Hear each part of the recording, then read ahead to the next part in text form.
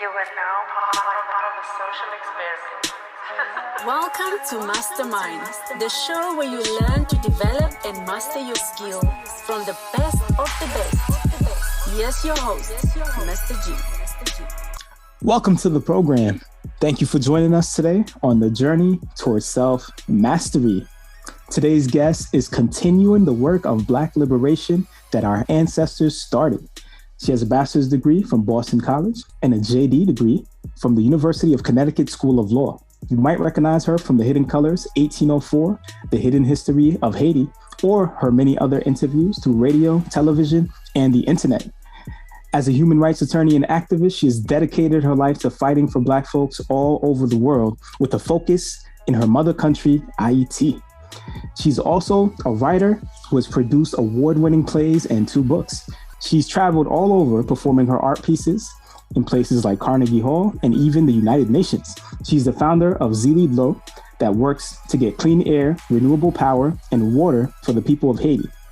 She also runs the Free Haiti Movement, the Haitian Lawyers Leadership Network, and ZiliDesigns.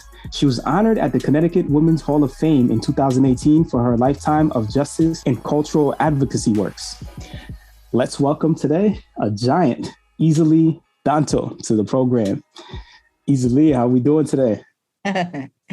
Honor and respect, Mr. G. Thank you so very much for having me. Honor and respect to all your listeners before all that we don't see and all the ancestors that are greater than we. Honor and respect. Indeed. And the honor is all ours, man. Like, you are, in my view, a living legend. The amount of work that you have done just for us, for Black folks, for Haitians, I don't see anyone matching that. So, it was just a struggle just going through all your work and looking at everything. I'm still doing that right now, and I'm going to continue doing it. But I just really am so appreciative of people like you that, have dedicated their life and their energy and everything to the work that, you're doing and to help Black folks, man, because it's hard work. A lot of people, they see the easy part, but they don't see the behind the scenes, man. And I know it's been, a difficult journey for you, and you're still pushing and you still believe. I feel like a lot of us, sometimes we quit. We're like, I can't help these Black folks. I've just really, just appreciate, people like you and sticking to it for over 30 years and just providing us with valuable knowledge, information, everything. So again, just thank you for everything. Thank you. Thank you for actually going through the work. So many people don't even know that Èzili Dantò exists and that we are out here to defend the cultural, economic, political, and human rights of Black people all over the world, but specifically Dessalines descendants. Indeed. Right? And yeah. Indeed. And I think that, like the way things work, it's like made for us not to know that people like you exist. And it's important for, your work to be put out there so people understand that. Because I think that a lot of people look for it, but they just don't know where to find it. Like, people that have valuable information about what is happening in Haiti, valuable information about human rights and, the fight for. But you found us. How did you find us? That's interesting. It is interesting. I mean, I am a follower of a lot of people that have been on the Hidden Color series that Tariq Nasheed produces. Mm-hmm. I've seen all of them, and I've reached out to quite a few people as well from them. And I saw you on the 1804 documentary, along with Baina Bello. I'm like, I have to have these women on. Like, these are my sisters, man. Like, so it was a mission, to have you on. And just from looking at that, I didn't even know about the rest of your work from there. And when I looked at the rest of your work, I was like, there's no way. So I had to hit you up. You know what I mean? So I was just aware from the 1804 documentary. Luckily, Tariq Nasheed found people that actually, are Haitian and knew their Haitian history and are a part of the culture. And, it wasn't any whitewashing or anything like that. So shout out to Tariq Nasheed, man, for just finding the right people for that documentary. Yeah. Professor Bello, without a doubt.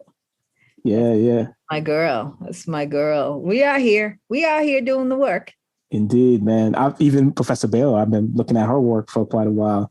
And she's been doing this for a long time, man. Yeah. And I can connect you anytime. indeed, yeah. Man, we will be That's no problem. When you give me this interview, I'll just send it to her and say, here's this Mr. G would like to talk to you. Yes. You're like making my dreams come true right now. That was easy. I wish I could do that more. That was very easy.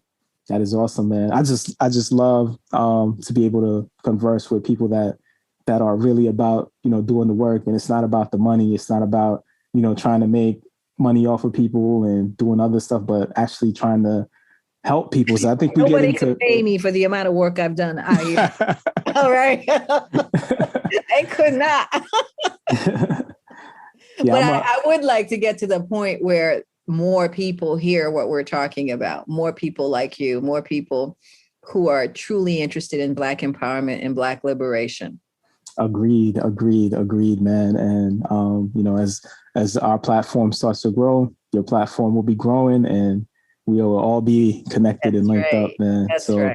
We're gonna walk that journey together. Indeed, man. And again, just thank you for giving me an opportunity, of being able to interview you. I know some people might be like, well, if it's not ABC, CNN or whatever it is, then, I ain't doing it.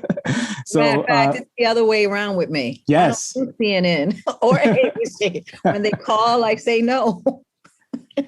And that we appreciate that, man. They're always changing the narrative anyway. So because I did it when I was younger, and then I noticed that they would always like cut me out when they didn't want to hear what I had to say. I've heard some of those, man, and it's funny too. They always have like a little smart question. There was a something you did, I think, for RT, and the woman was asking about the raping that was happening during the earthquake. And she was like, do you think some of the rape, like, was some of this voluntary? Like, yeah. I did that. I was Sophia something. Yeah. This is the type of thing that I get all the time. Yes, I remember that. It was Sophia and Clark for RT. You're right. Yeah. I'm like, that was the hardest interview because I had to keep a straight face. Like they test you. They really do. And so not only that, the thing about the corporate media is that news is entertainment for them. And so they will bring me in and then bring someone who works for the establishment. Right. And it's like entertainment to watch us fight. Watch you go back and forth. And I'm not into all that.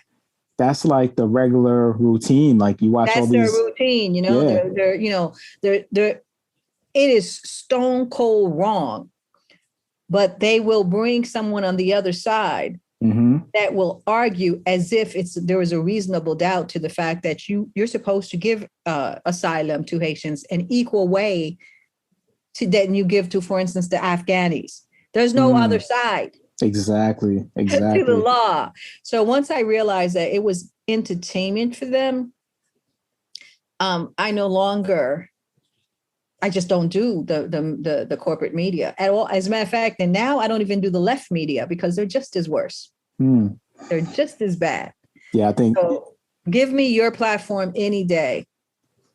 I appreciate you, man. All right, let's get started, man. Let's get. I don't want to keep you for hours because we definitely can go for like 3, 4, 5 hours. So let's get started. I definitely want to learn about you as a person and everything that you've dealt with, to get to where you are. But before we start with that, can we start off with the name? I know you changed your name to Èzili Dantò, and it has powerful meaning. So first off, why did you decide to change the name? What does it mean to you? And what is like the meaning of the name? Like, how should people be thinking about that name? Right. It was natural for me not to have the colonial name. My parents gave me a colonial name. Most Haitians carry the name of the French who were the enslavers.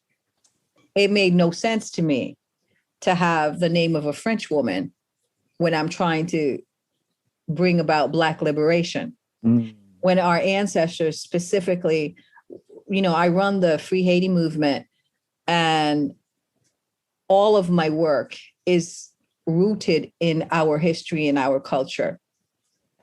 So when you come to an age when your parents give you a particular education, and then I always say to people, then you have to reparent yourself. I got to the point where it was time to reparent myself when I learned what the world was about. When I learned, for instance, that Bookman, the warrior that began the Haitian Revolution on August 14, 1791, said in the Bookman prayer that we should all throw away the images of the white man's God. Well, that also means the images that they engraft upon us, because they essentially tattooed their name into us. Right? So most Haitians have a name, Pierre and Jean and Philippe, and I'm like, you're not, you're an African. So that was Bookman's prayer. So if I'm going to be culturally authentic, I'm going to listen to what started the Haitian Revolution and the words of Bookman. And then, of course, the greatest hero who ever lived, the man who idols all men, Jean-Jacques Dessalines. Yes. He too said exactly the same thing on the Declaration of Independence of 1804 on January 1st. When in Guanaive he stood and had beaten 3 European powers, he said, listen, people, we still have the names of the French in every city, in every street and sign, and we're calling ourselves free. We must rid ourselves of that. So although I was not even conscious of those things, naturally in my heart, I was Èzili. I was that woman who is different than the other women that I saw. Right. And IT gave me the lexicon to define myself that I didn't have in America. Like in America, the women who did what I did were called tomboys and trying to be males. There was no archetype. But in my own culture, there was Queen Nzinga. There was Gungiton and Tantoya and Defile in my culture. And and those women weren't trying to be men. They were trying to liberate their children. Right. And so that's more of why my name is Èzili. And, my father called me Èzili. And he essentially said, she doesn't talk, apparently. And so my job has been to give the archetype, the divine, what Èzili Dantò means is the warrior mother, the divine archetype. Èzili Dantò is not a person, it's an energy. It's the feminine energy as opposed to the masculine energy. So it's not a female trying to be a male, which is what the feminists try to be. But Èzili Dantò is a feminine energy. She's the symbol of the irreducible essence of the ancient Black mother who holds up, like Haiti's umbilical cord back to Africa, back to primordial space, back to Guinea. So when you call on the essence of Èzili Dantò, the energy, you're calling on the vision and the cosmic power that released Haiti from 300 years of European enslavement. That's what she means. She is the spiritual mother of Haiti. She's the preeminent cosmic symbol of Black independence, self-determination, justice, equality. She is what the Kemetic people call Mahat. That is so powerful right there. And just thinking about too, like what it means to be a woman, like I think a lot of times we get the context of that from, the white ideology of what women are and not really what women are across the diaspora, what women have been. which, warriors, like you just said, you know what I mean? Fighting alongside, not staying home and cooking dinner like when the men come back from war, you know what I mean? Like fighting alongside and being warriors. And I think that is so important for us to kind of remember and not having that, European ideology of what a woman should be. So kudos to you for grabbing hold of that and identifying yourself as a warrior. And when I'm gone, not 1,000 more will rise. But for this century, this is it. Indeed. So let's talk about how, you as a warrior came to be. So I know, just like me, you were born in Haiti, in Haiti. So do you remember your original, some of your experiences before you came? Some of us don't. I remember a little bit before I came. Yeah, you were telling me you came when you were 5. I do. When you're a little kid, I remember I was always someone who's moved by movement and colors and dance. So what I remember particularly is carnival. I remember the colorful dancers and stilts. I remember being really small and looking at that. And, I was like, why are they so tall? I didn't realize that they had something underneath there that wasn't their foot. They were on stilts, So I remember that. I remember we lived in a place in Pétionville where I went to school, like nun school. And I have a lot of sisters. So I remember we there was a little pond behind our house and there was ducks in the pond.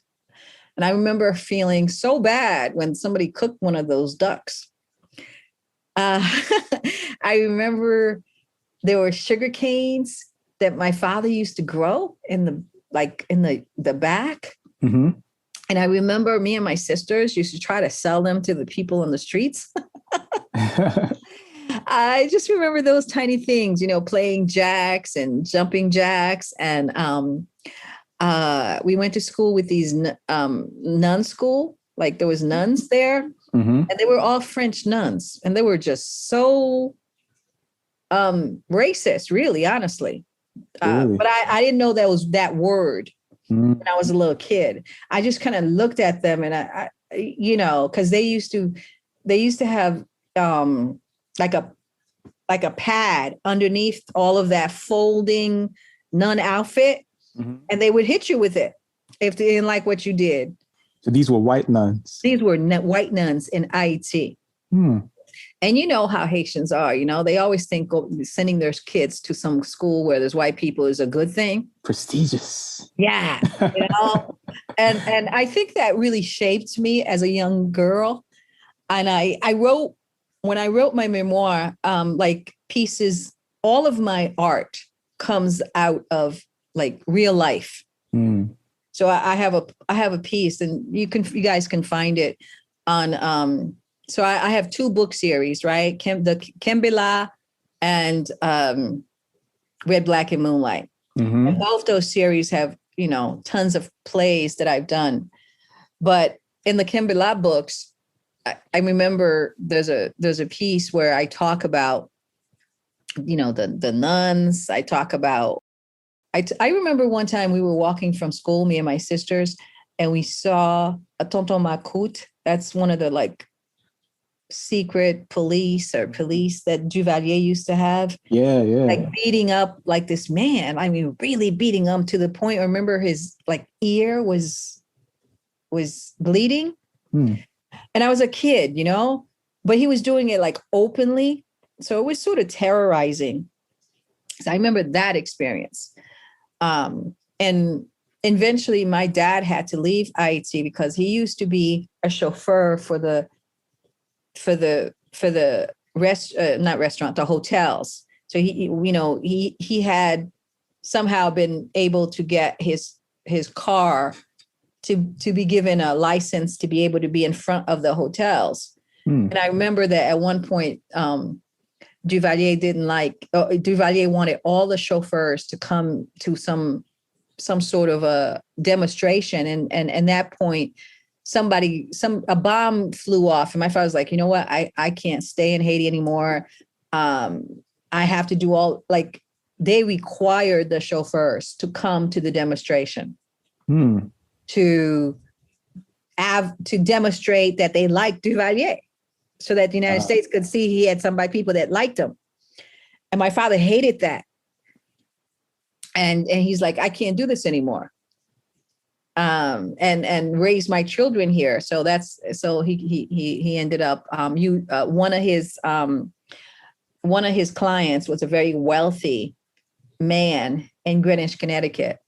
And he had saved his life, the life of one of these white guys. And they helped get him a visa, and he came to Greenwich, Connecticut. And that's how we came to America. Wow. That is so interesting, man. There's like an entire generation that fled, the Duvalier era, like just trying to seek some sort of better life than was going on over there at the time, man. That's a whole nother episode right there, man. That whole brain drain. All right. So your dad, takes you guys to America, and now you are here. You are an immigrant. You don't speak any English, right? Now you got to go to school and do what the Americans do. So what was that transitioning process like for you? What I remember, so my dad was a hustler, a total hustler. If he wasn't a hustler, he wouldn't have gotten us out of Haiti. Which is why when I see hustlers, I'm always I have a little, love in my heart for them. Like he just hustled out of there, did what he could. And then he ended up in Greenwich, Connecticut, the most richest place in Connecticut. And within a year, he had brought all of us, and there were 6 of us at the time, to Connecticut, and, set us up and so on. What I remember the first time when I didn't know how to speak English, it just sounded so fast. Everything sounded fast. It's like, I don't know. It's like what Spanish sounds like to me today. Yep. Just fast. They're going fast. Like, what are they saying? I remember that. I just remember that. And then, by necessity, within 6 months, I could speak pretty decent English, and I just remember the things that my dad used to tell us, at that time, he wanted us to know our phone number if we got in trouble, our address, and these things that you memorize, right? And then I went to school. They used to call us Frenchie. I don't know. They thought Haitians, and that was what they used to call us. The Black Americans used to call us Frenchie. And the Black Americans knew we were different, but the white folks thought we were all the same. That was that began like a whole different story for me. In Haiti, because it's a Black nation, I was never called Black. I was called, Petite Missoul and Kleber. I was like the daughter of so-and-so. Right. Granddaughter of so-and-so. And then in America, I didn't understand. Like I became not just my father's daughter. I became not just my mother's daughter, but some collective that I knew nothing about. And that began sort of my search. What does that mean? Like in Haiti, I knew who I was. Because I was in Haiti, everybody calls me the daughter of Kleber, the daughter of Missoul. Like I walk down the street, it's like, oh, that's Missoul's daughter. That's who I was. Yeah. Nobody said that's a Black girl. Right. And in America, there was Black and there was white. And all of us were Black together. The African Americans, the Jamaicans, we knew the difference between us amongst us. Right. But with the larger society, we were put into this one pot. And there began my search. And then when I realized that meant criminal, I was like, hell no. when I realized that meant inferior, I was lean hell no. And when I always wrote, because like there are things in my head as a person that I could see and associate with that I just didn't see out here. Right. So I had to write it in order to make it real. Mm-hmm. So essentially for me, I think I was the first one in the family who spoke English.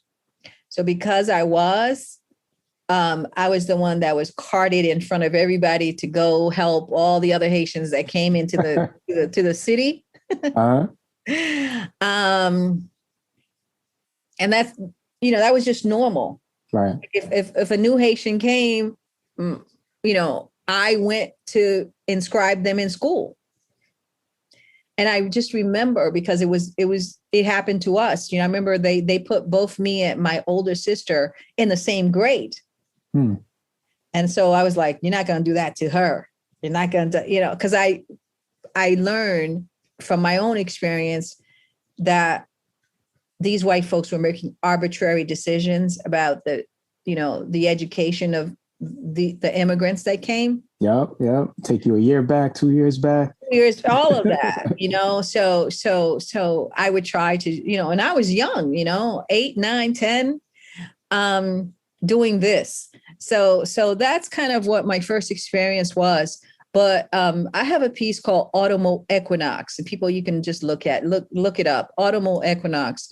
It synthesizes that experience because I am a writer. So because I'm a writer, I sort of synthesize my experience into like black and white so that people can feel me. Because I felt like I was invisible to this society that puts black into this lump. And then, so that was the beginning, and Autumnal Equinox is a piece where I say things like, before I had some experience in fighting the establishment and the status quo, I first glimpsed how my immutable characteristics were seen, and I fell off my axis. I'm like, are you nuts? You think I'm inferior to you? You better get a grip. And so that's kind of been, and that was like a very, very young Èzili Dantò and a very, very young reaction. Right. And so that has been me. I wasn't something else. I was always this. I was always like, hell no. You're not going to look at me because of my skin color and think that somehow you're smarter than me. See, that's the difference, right? When I found the Haitian lexicon, I realized that in the Western culture, Cain has a future and Abel disappeared. In their Abrahamic culture, their Messiah, the white savior, is their Messiah, and his name is Jesus. And everybody turns the other cheek and associates white people with this God. I'm like, hell to the no. Not happening. I mean, I couldn't do it with the Catholic priests or the nuns in Haiti, and I certainly couldn't do it in America. I was like, no, you're not going to associate yourself with all that is good and associate me because of my skin color with all that is bad. And I realized the only way to have a language to do that is through metaphor. And Haitians were really good at that because they have Èzili Dantò and Ogu. These are metaphors. These are archetypes. That is powerful, man. And I know, like at the time, man, it was not popular to be Haitian. I think you mentioned in Red, Black, and Moonlight, your memoir, that, people, the kids were bullying you and, they were calling you Frenchie and making fun of you and all this kind of stuff. And I know like a lot of Haitian immigrants coming in can, vibe with that because I feel it's still not popular now to be Haitian. But before it was like, you call a Black person Haitian, like they want to fight you. Like how dare you like call me so it was tough, man. And I know for you it was even tougher because it was an earlier period of time like where Haitian people were just not looked at in a favorable light at all. Like there was no like these people are from the Haitian Revolution and they're powerful. Nah, you like Haitian dirty, like what I mean, like get away from me, like kind of thing. So I know that experience was tough for you as well, man. Like just trying to find your way into, like you mentioned, like just what Blackness is, and then kind of not being accepted in that. Yeah, but I wasn't gonna have it anyway. So I remember that at that point in time, it was sort of before white flight in Stamford, Connecticut, where we were raised. And I think that Black people were just 12% of the public school space at that time. It's different now because they all fled to private schools to get away from the Black folks, right? But I was like, so I don't know. I don't know. I was born this way. That in a school where we were 12%, I was co-captain of the cheerleading team. Really? I just, yeah, it was all white girls and me. Man. Okay. So that was just because I was an athlete, or I have athletic skills. So I was a gymnast. Oh, I didn't know that. Yeah, I was a gymnast. I held like I think it was the long jump record for a long time in Stanford for high school people. That's amazing. Yeah.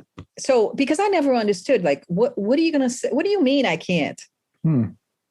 So when I was younger, in addition to doing the things that I remember, my dad and my mom wanted me to do, which was to help Haitians who were coming to the United States and translate and go to deportation centers. I was doing that. That's why by the time I became a lawyer, I was like, I'm not doing immigration anymore because I had done it my whole life. By the time I became a lawyer when I was 23, I was like, no, I've been doing this since I was 8 years old. You started at 23?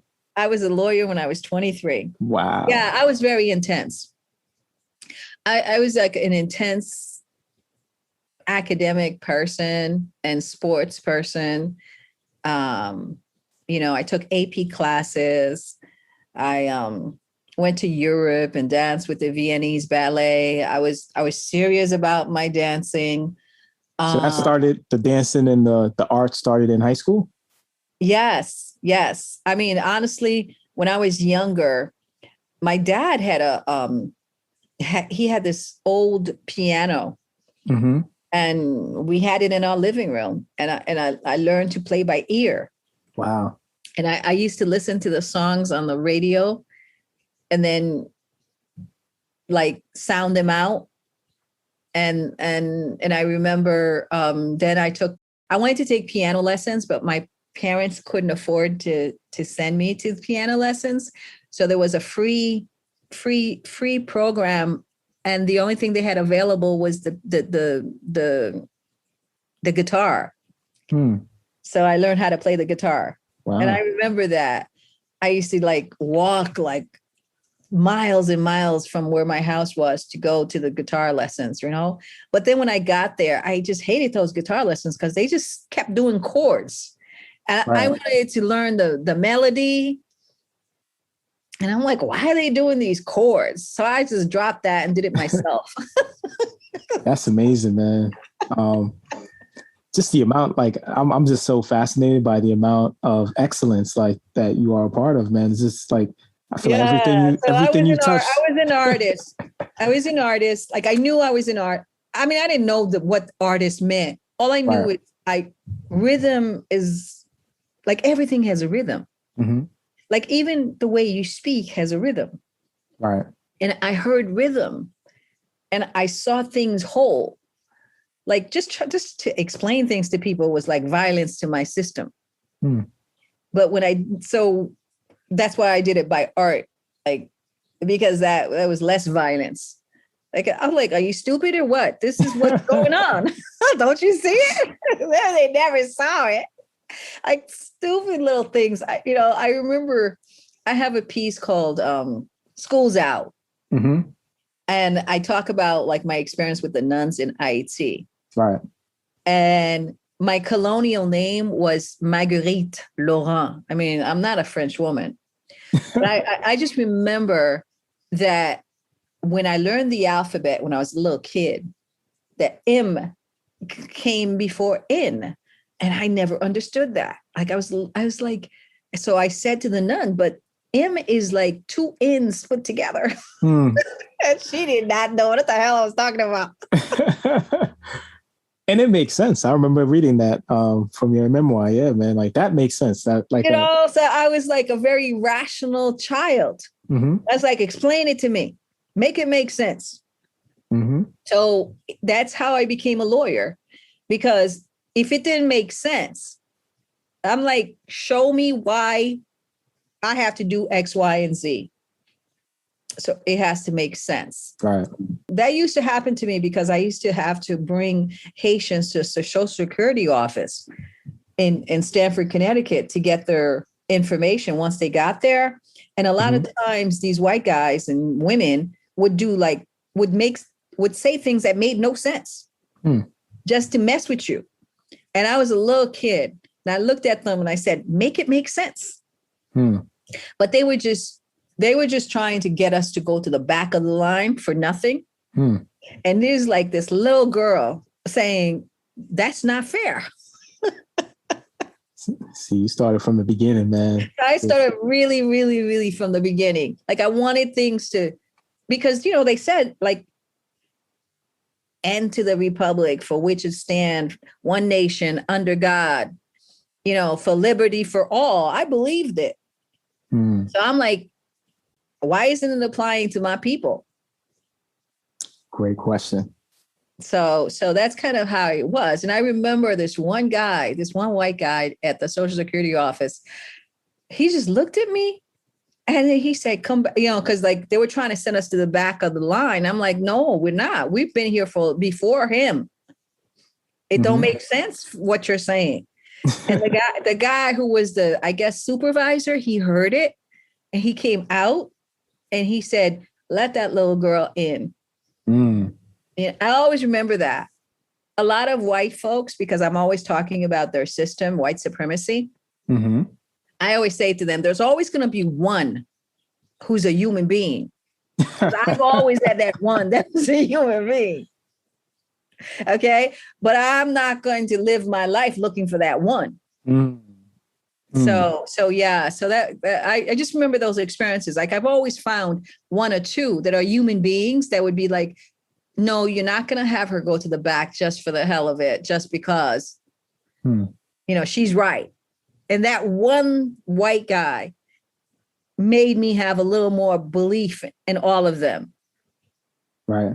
Just like recently, I don't know if you remember when Danielle Foote recently doing the Del Rio refugee, the Haitian envoy to Biden, just one out of a whole ton of US ambassadors was human enough to say, this is not right. Yeah. So there's always going to be one. All right. But that is not the collective white. You understand? Right. So for me, I know that because I was raised with white people. And that when I go back to Haiti, I tell them, I said, don't believe a word they say. There might be one, but that's not the collective. And I wanted, when I became a lawyer so that I would know what their writings meant, and that if they didn't follow what their writings meant, then I could hang them with that. Very, very interesting, man. I feel like you lived like 4, 5, 6 different lives, man. Like even just from the artistry, like you going into Carnegie Hall and doing all these things. And then I was looking at, your performances and stuff like that too. Like you're performing by yourself. Like it's just so fascinating to me, man. Just like you doing all this work and then a lot of it, coinciding like at the same time. Like So how did you manage all that, like coming up, man, like doing all this work and your artistry, you performing and all that? Like, how did you make sense of everything and do it at the same time? When I teach classes at universities and colleges, especially like, say, if it's with art, like young artists, if it resonates, like the human soul is not different. Like we have all these like infrastructure around the human soul and who we are. What my experience as a person who's been an artist my whole life, what I've experienced is that when I write something that touches my soul, doesn't matter the person's race, ethnicity, gender, like it will, if it touches your soul, it will touch another person's soul. Like if you're authentic and you're honest, the society we're living in may not want that message out there, so they might marginalize it. Right. But the people who are exposed to it though will feel some kind of way. So for me, I say through art what I feel I can't say through words, like, or the normal traditional channels. Right. When I first came back from Haiti, like, I came to the United States and I was raised in the US. I was, I went to dance school when I was a little kid. I studied ballet, jazz, modern. And then I went to college and became a lawyer. But when I went back to Haiti, I went back as the first, as the lawyer for the first democratically elected president. And for me, I was dealing with so many things at that time. It was the 90s. It was the late 90s. It was hip hop was a mess. I was representing. Still is. Yeah. I was representing like artists because I was an artist. I was representing artists. And what was making money was the hip hop arena. Mm-hmm. So even though I was representing like, very skilled dancers, I was also representing all these, I represented Grammy Award artists. I represented, hip hop names. I know you just the other day, I can't remember when, but I just did a interview with Felipe Luciano. Yes. The Last Poets, right? Those guys were my clients from the Last Poets, right? That's amazing. That time, love the Last Poets. Yeah, because my work was like that. Mm-hmm. So to represent them was like such an honor, right? Mm-hmm. To this day, I still don't believe I can just pick up the phone and talk to Felipe Luciano. Okay. And I could pick up the phone. There was Abiodun, Ayowele, there was David Nelson, the whole guys, they came before hip hop was hip hop. There was the Last Poets. Right. There was like Gil Scott Herring. Yes. These guys are my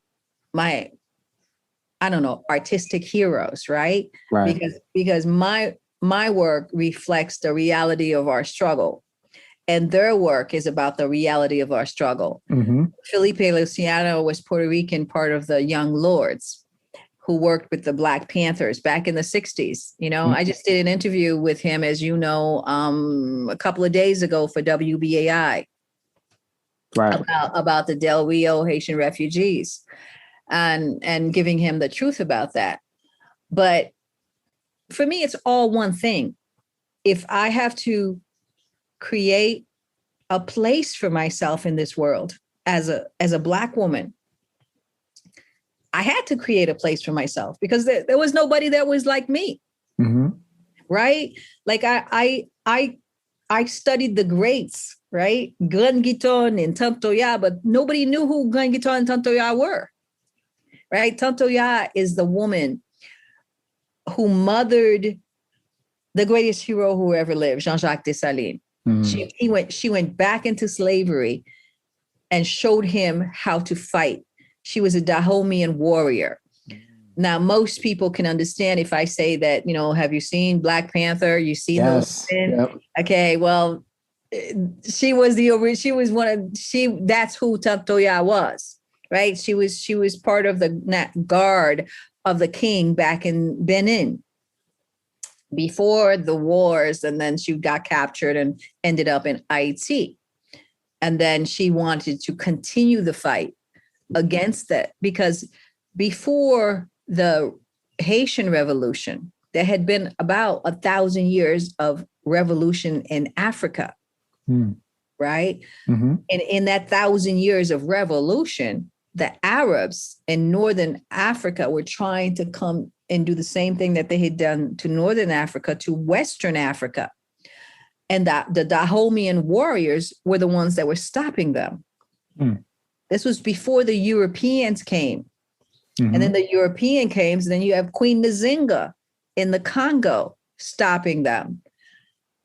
My work as Èzili Dantò is a direct lineage of Queen Nzinga from the Congo, because her descendants were enslaved and brought to Haiti. So I didn't know any of this, like I said, when I was a little kid. Right. All I knew is my father used to say, like I am, it meant African, it meant indigenous Black. But I really didn't know that to say that. I just know what it felt like when he said it. Like I didn't know, and I'm sure he wouldn't be able to define it the way I just defined it. All I knew is when my father said, like, he was like, I ain't one of these integrated Negroes. See, that was probably the universe is putting that energy into you, man. It was the energy of what he said. And that's what I say to parents and people. Like, energy is critical.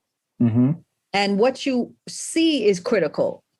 See, the white man, he's really good at words. And then what he sends to you is totally different. So if your children are watching white Jesus, they're going to associate, no matter what you say, that if that is God, he's going to associate every white person with that. But voodooists and people like me, I'm like, that don't make no sense. Because I know my father is Neguinet. Right? So I knew what he meant, but I didn't have the words until I learned Haitian culture to give it an infrastructure. Yeah, that makes a ton of sense. What actually was it that brought you into like Haitian culture? Because you just mentioned that you didn't really even know growing up the history and the culture. Like, what experience or people or whatever brought you into the reality of the Haitian people and the history and the real culture and what it is and the connections to Africa, like you just mentioned, and everything? Like, what was it? Papa Mwe, my father. Your father. My father. My father was, I mean, people will say he was crazy. Right? Because he just definitely was African. Right? He was like the Africanist Haitian in Stamford, Connecticut. Right. Like he used to drive around with his machete in his car. I'm not lying to you. Ask any person from Stamford, Connecticut of that era, right? And a red scarf, mouchoir, right? He would play his Vodun music. My mother was Catholic and apostolic, and definitely, about, what the Joneses thought. My father could care less what the Joneses thought, right? So I remember I had my, first or second recital, for my dance classes, and my father came. And I was so happy because like I started later than the white girls. Mm-hmm. I think I started dancing when I was like 9, and a lot of them had started when they were like 2 years old. Mm-hmm. Mm-hmm. So in our school, I tell you, right? So I probably was like maybe 2 or 3 other Black people, and that was it in our dance school or in our dance, So I got to do a solo. Mm. And that was like a big thing because you don't get to be a solo unless like you're good. And Right. so for me, it was like an achievement because, those white girls had started when they were 2 or 3 years old, and I started at 9. And I got a solo like the second year of my taking classes or whatever, right? Black excellence. I wanted my dad to come to the recital, right? Mm-hmm. So he came to the recital. And I remember because the solo was Tina Turner. To this Mm-hmm. day, I'll never forget it, right? I did Tina Turner's Proud Mary. That was my solo. I still could do it. I still have the costume, little bikini thing with fringes and looking like Tina. That's awesome. And then when I went to the audience to ask my dad what he think, and he says to me, we have a culture, right? Hmm. He said, I will be impressed when you dance the Yamvalu and the Congo and the Juba. I had no idea what he was talking about. Hmm. And that began my journey to be a master Haitian dancer. Wow. Where did you go to learn that? Like to learn Haitian dance? Oh my God. I had to take the train to Brooklyn and find dancers who had come to America. The first one I found, his name was Père Rameau. He was an older older guy who had left Haiti for a long time, but he used to be part of the Haitian national dance, dance organization. And he was in exile in Brooklyn. And I started learning from him. And I remember him saying, don't ever, because at that time I was learning modern dance, the Catherine Dunham method. And he was like, don't ever put any modern dance into Haitian dance. And he would teach me the actual steps of the Yanvalu. To this day, Yanvalu is one of my favorite dances. And I learned it from Père Rameau. He's gone now, and then I learned there was this thing called Jonibo Dance Studio. And I used to go like on Tuesdays and Thursdays. I'll never forget it, taking the train down from Stamford, Connecticut, to get to Grand Central, and then to take the other train up to Brooklyn. Yeah, it was a lot to learn. And then I learned. And then, when I did my first show, I did the Yanvalu and the Congo and the Juba for my father. He was very happy.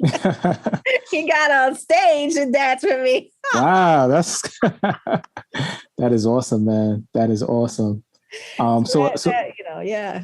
So at the same time you're dancing, you were learning the information as well, like about the history. It was so different. Mm-hmm. It was so different. It was so different. I had learned like ballet, jazz, and tap, and all those things. And I had to, essentially as a kid who didn't have any money, I used to babysit to have the money to pay for my dance lessons. And I remember the difference.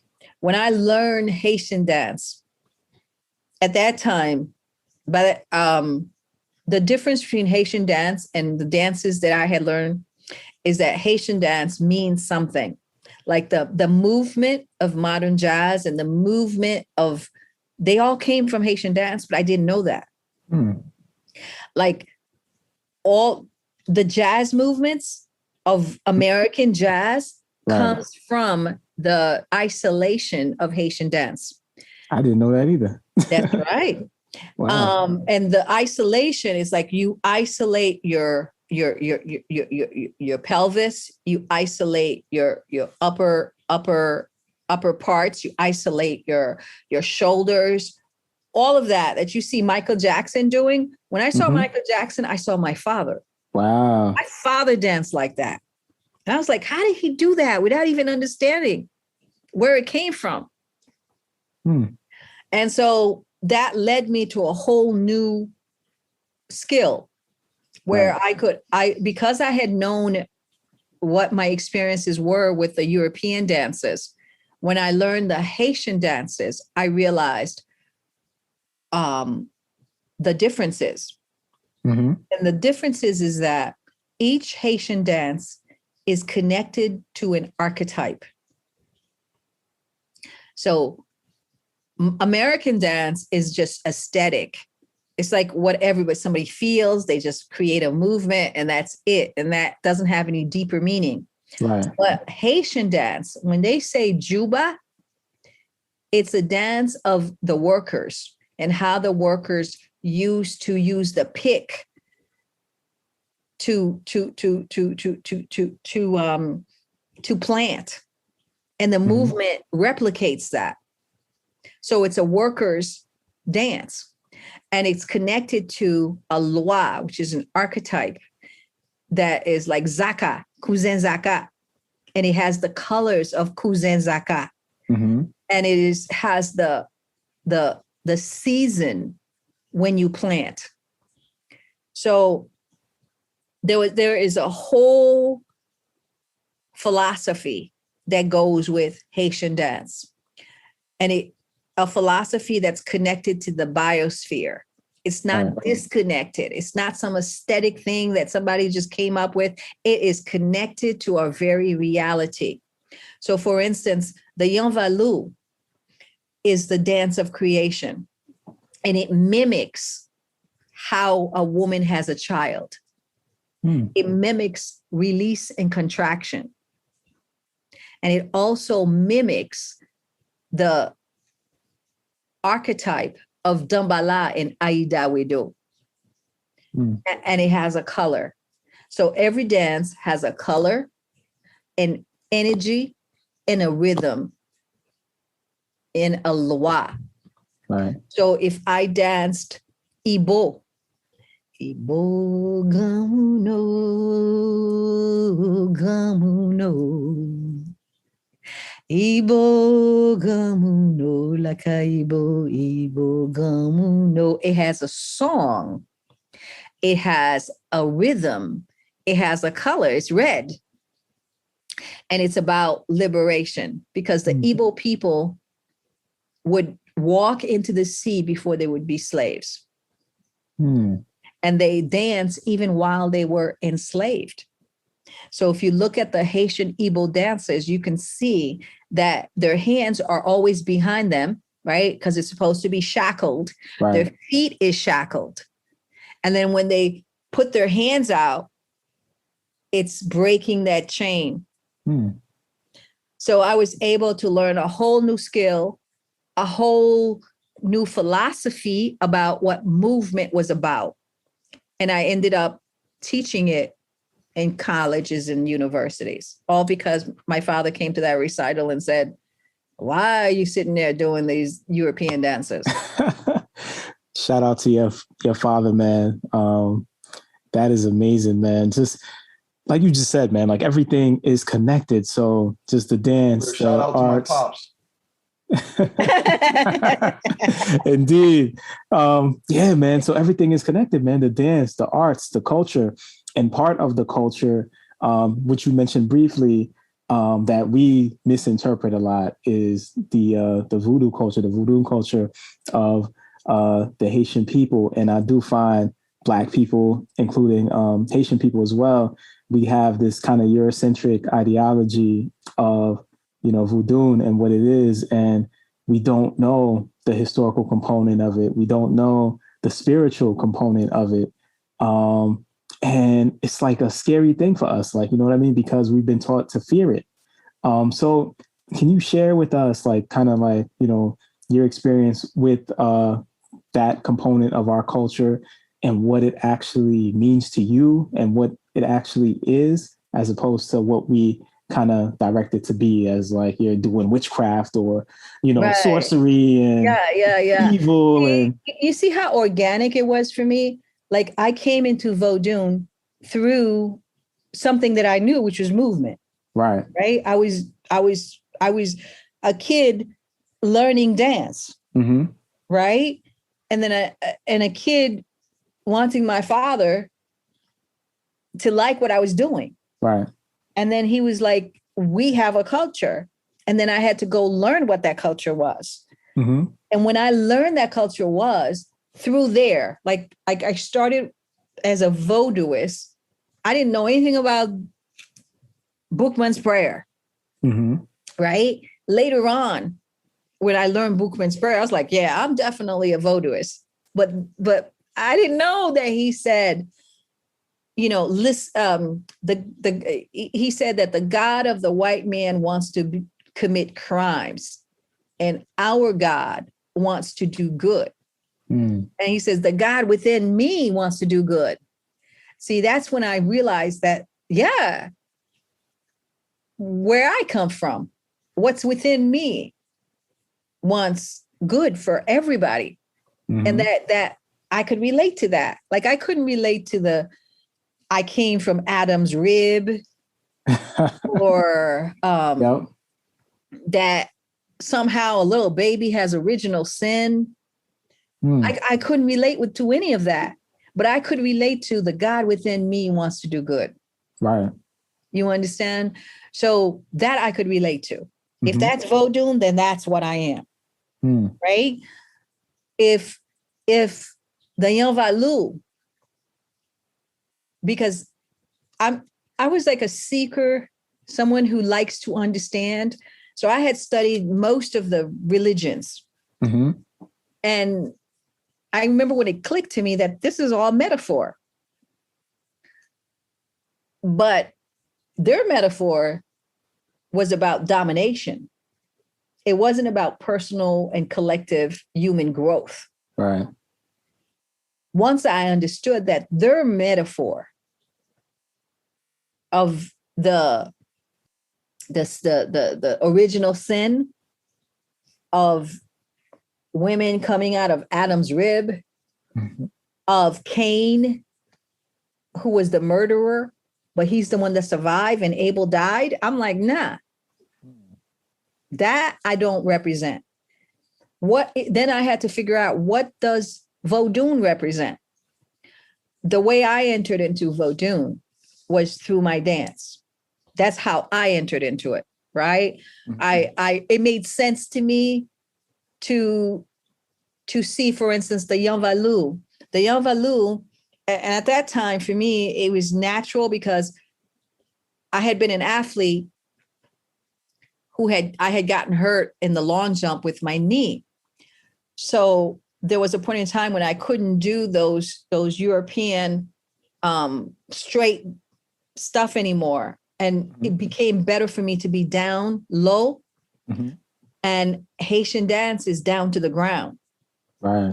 And so it's not as hard on it was just, I'm not even going to say it's not as hard as on your body, but it's because it can be, but it was more natural for my body.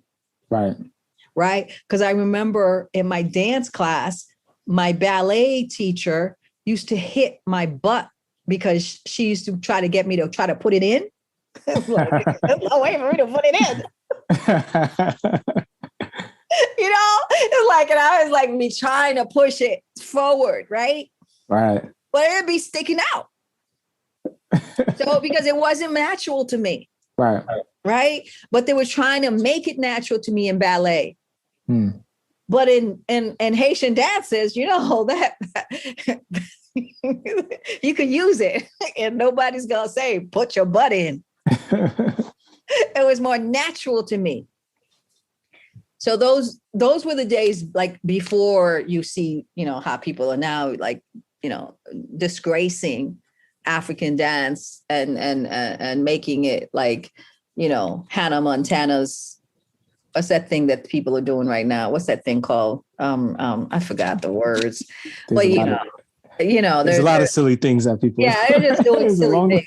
Okay, but for me, the way that European dance wasn't as natural to me as when I learned Haitian dance. Right. And it was not as hard for me because it was more natural to my body. Mm-hmm. And my body's shape. Right. Right. So there came a point in time, of course, because I need to understand things where I studied it. And so I became somebody who could teach what Vodun was about. But what I was teaching and what I see and sometimes in Haiti are two different things. Really? Yes. So I was teaching from my father's and my own personal experience of what's natural, right? Mm-hmm. And then when I got to Haiti and I was representing Aristide, the first democratically elected president. And at the same time as I was representing him and doing legal work, mm-hmm. I was also looking to see how to grow culturally. Right. And in that space of how to grow culturally, I ended up at my family's démembré, my family's from the south of Haiti. Mm-hmm. I ended up in the place where the ancestors put their krish, and this is the portal for our family, right? This space. Right.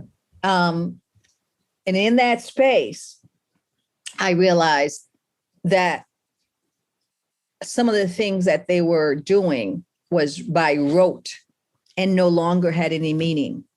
So Vodun means lifting up sacred energies. That's what it means. And we spell it at the Free Haiti Movement, Vodun, because that's the most phonetic way. And I understand that words are important and pronunciations are important. Right. So it's Vodun. It's not voodoo or vodou or any of that. So I came into it, as you know, from what I said, from the movement. Mm-hmm. And then I went into the healing because that's very important to me. And then, of course, in college, I was a history major. So the historical space of it, my father had a book that had the veves that had been passed on from his family on. Mm-hmm. Right. So when you become initiate within the Vodun culture, back in the day, not today so much, but back in the day, you used to have to be able to draw the archetype energies. Mm-hmm. So my father had a book that had that. Right. And when I was a kid, not a kid, but when I was a young person learning, I used to try to figure out what he had drawn and then try to get books to figure out what it meant. And I would see that what white people were writing compared to what my father's book was doing was two different things. So we learned those things. I learned those things. And what I learned is that a lot of people who calling themselves voodooists are doing things that make no sense to me. I'm not the type of person that's going to chop a chicken's head off. You just read my mind. I was just thinking that as soon as you said that, that's what I was thinking about. Because it don't make no sense to me. I remember you or Ms. Bayo was talking too that during the revolution, they were saying we should kind of stop with this killing of animal stuff. And, and it was somebody that said, you know what, take my blood instead of killing the pig or whatever. Okay. I know what you're saying. During the Haitian Revolution, August 14, 1791, there are a few stories, right? One of the stories is that Vixamar, there was instead of instead of bleeding out a pig or an animal, supposedly it was Vixamar. It was a man. I think that's what you mean. Yeah. But, okay, but listen, this is really important. Blood sacrifices. Right. All right. There is something about blood sacrifices that satisfies a migrated energy in this universe. I want Black people to really understand that and forget about Vodun. All right. Just listen to me what I'm saying. Like I never really understood it for vote. Like the way I see people like Ungans and Mambos taking an animal and cutting that animals and then symbolically putting that blood. I don't understand that very well. But what I do understand, what I do know is true, is that Black people are the sacrifice. Our grief, our pain, our blood is sacrificed so white supremacy could survive. That I know for a fact. I don't need no Vodun to tell me that. Whatever energy animates white supremacy, that energy feeds off of our pain and our grief. That I know. And what we have to understand, see, Vodun has to be brought up to this century. Whatever it was before, and I'm not going to say I know, whatever is where it's before, it don't apply to me right now. I know what applies to me. And I know as someone who's been doing Black liberation work my entire life, that I could be talking to a white person. They have no idea the energy that's within them or the energy that's animating them. They have no idea. But I can see it. And I can see that energy wants our grief. It wants our submission. And it wants our blood. That I know. I'll give you an example. I was in Haiti in 1994 as a lawyer for Jean-Bertrand Aristide, the first democratically elected Haitian president. And I was sitting in a room with the Southern Command General and a whole bunch of U.S. generals and lieutenants or whatever their grades are. And I was there with the Minister of Justice. I did not intend to think this. I did not intend to feel this.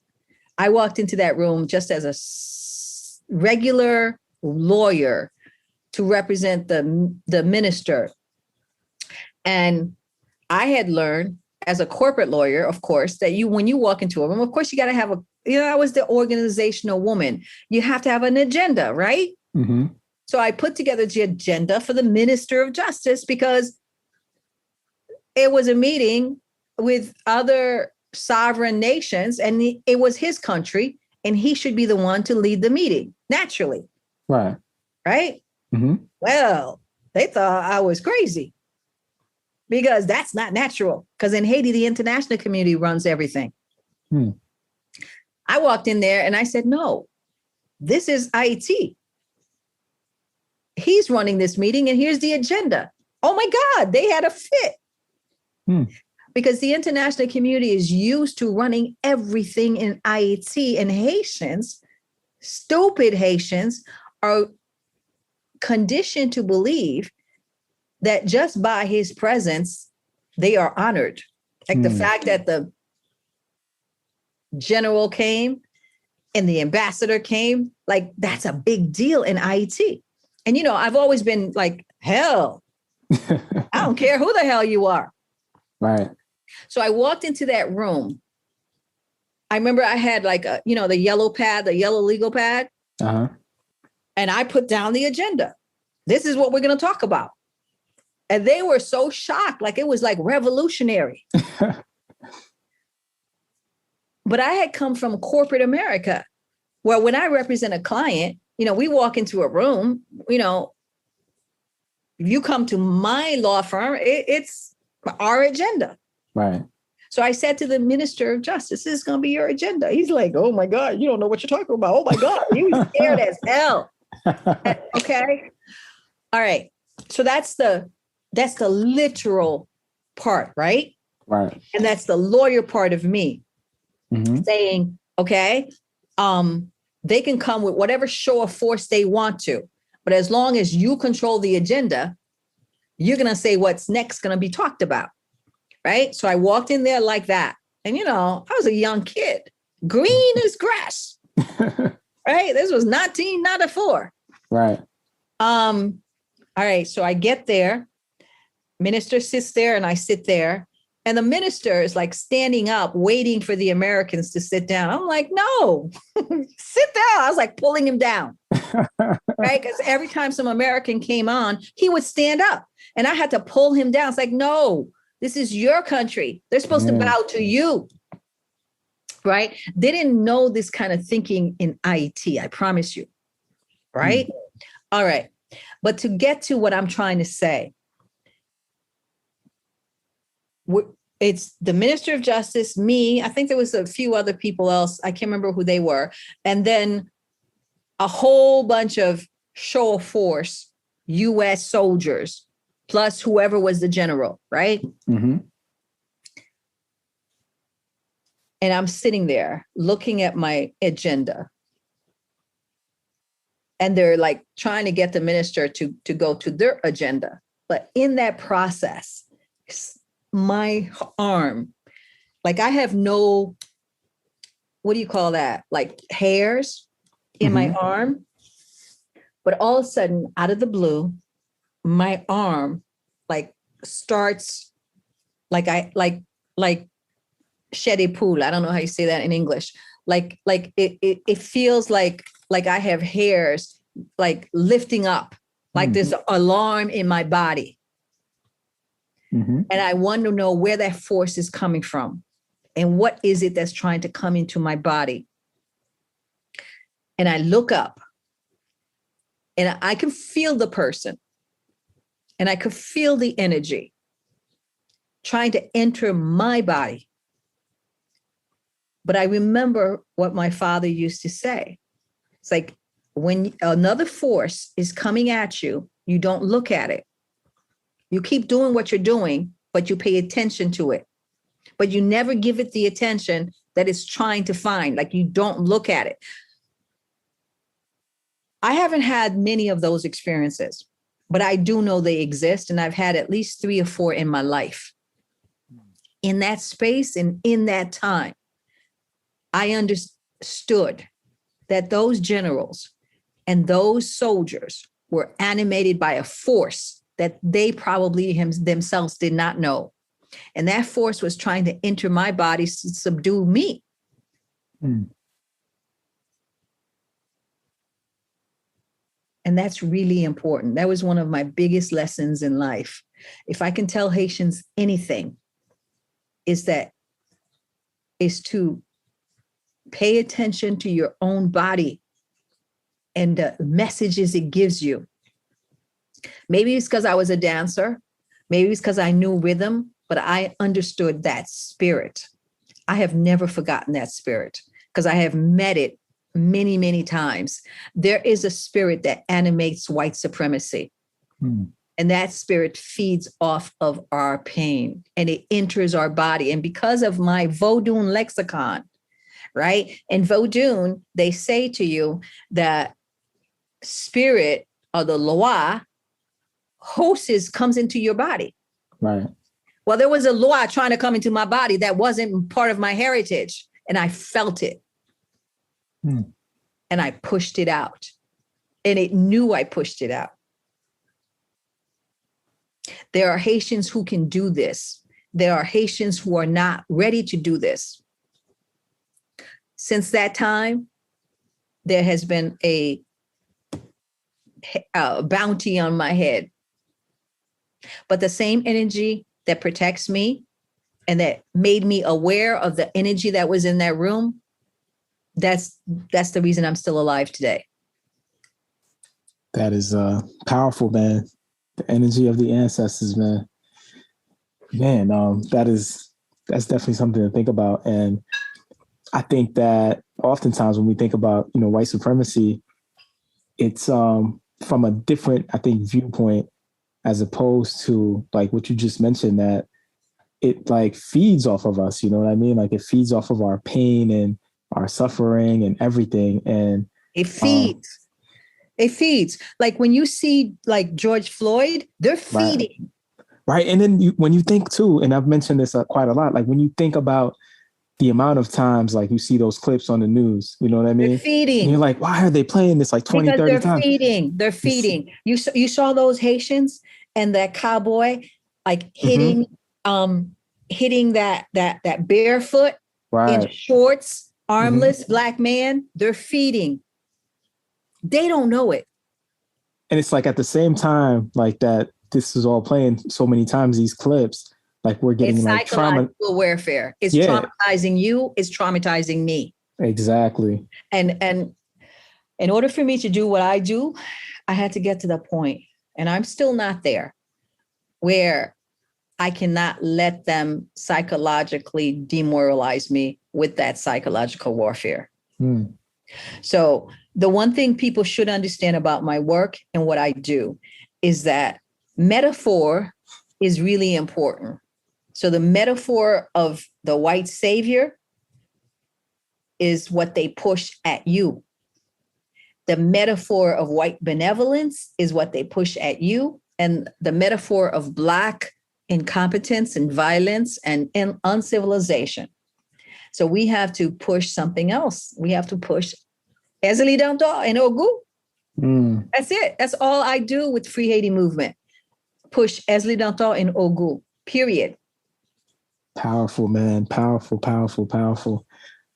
Speaking of, just all the work that you do, I know, like you mentioned earlier, like transitioning into just doing your work for celebrities and for hip hop artists and different artists and, trying to get their masters and all this kind of stuff.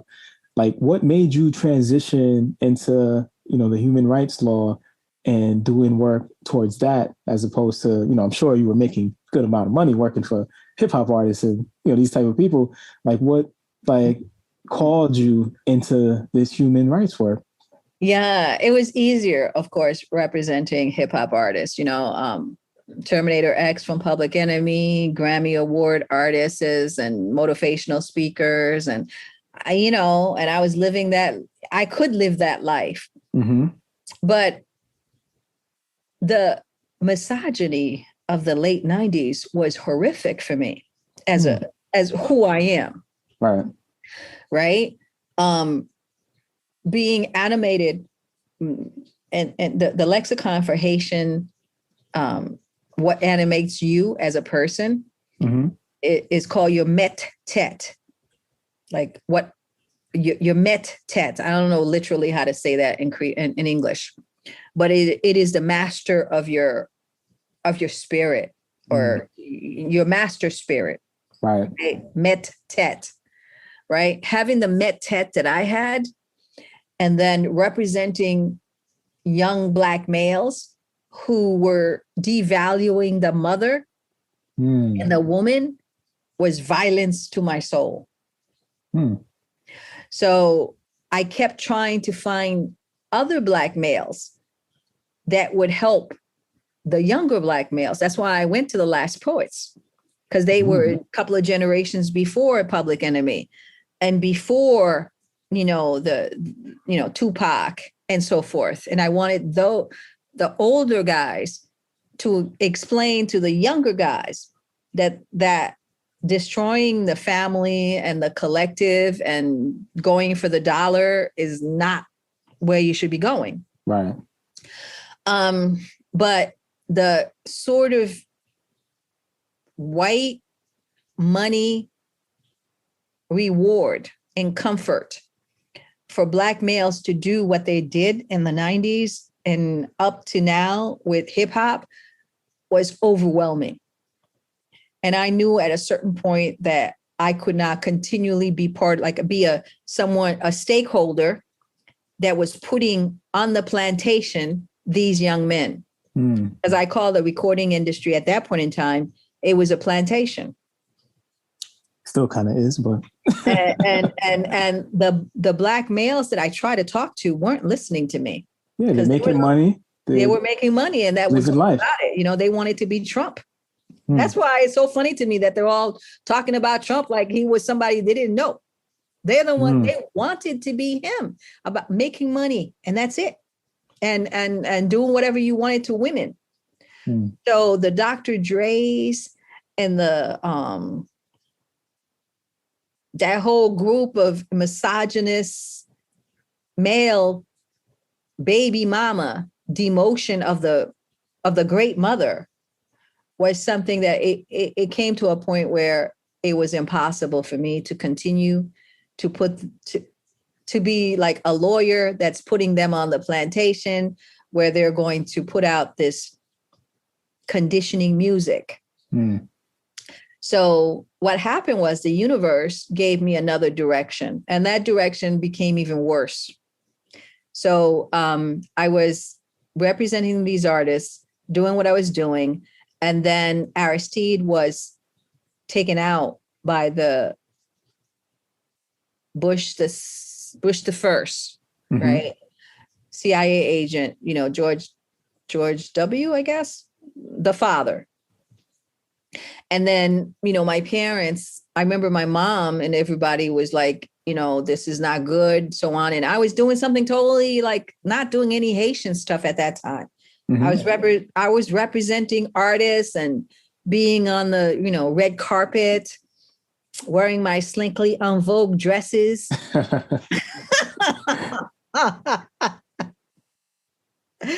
And then, you know, when that happened with Aristide, I wrote a piece because I always writing.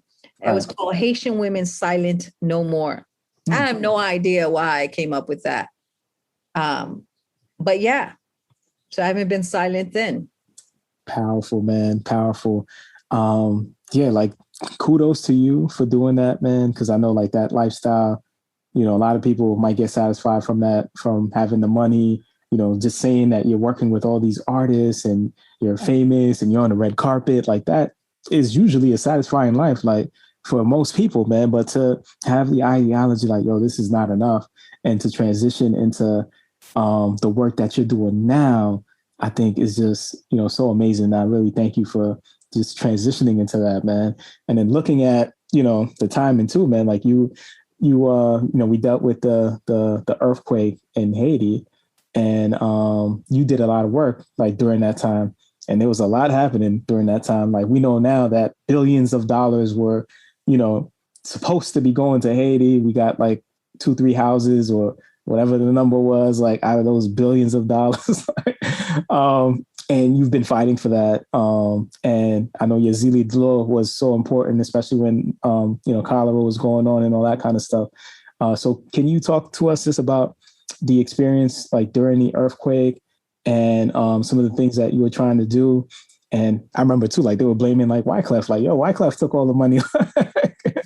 And we know who took the money. We know like what really happened. So what was the experience with the first earthquake in Haiti? Like, what was that experience like for you? And then just organizing the Zili Dlo and, you know, helping people out with the water and the energy and everything. I think it was like a very devastating experience for all Haitians, because remember I say, you know, associating us with like the crumbling down, the pictures of crushed Haitians, the apocalyptic results of that earthquake was 310,000 people died in 33 seconds. Of course, you know, for those who want to know, the only way I can survive this is I write. So I wrote Seismic Shift, and I think the earliest version of it is on the internet, so you guys can find it. It's called Seismic Shift, freestyling to murder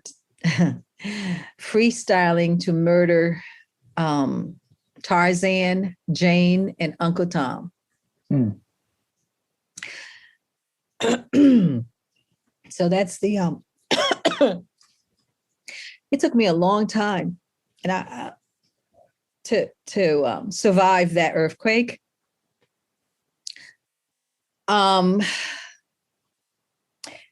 So yes, $13 billion was collected at the UN by the member states under Bill Clinton and Mrs. Clinton, who was Secretary of State at the US.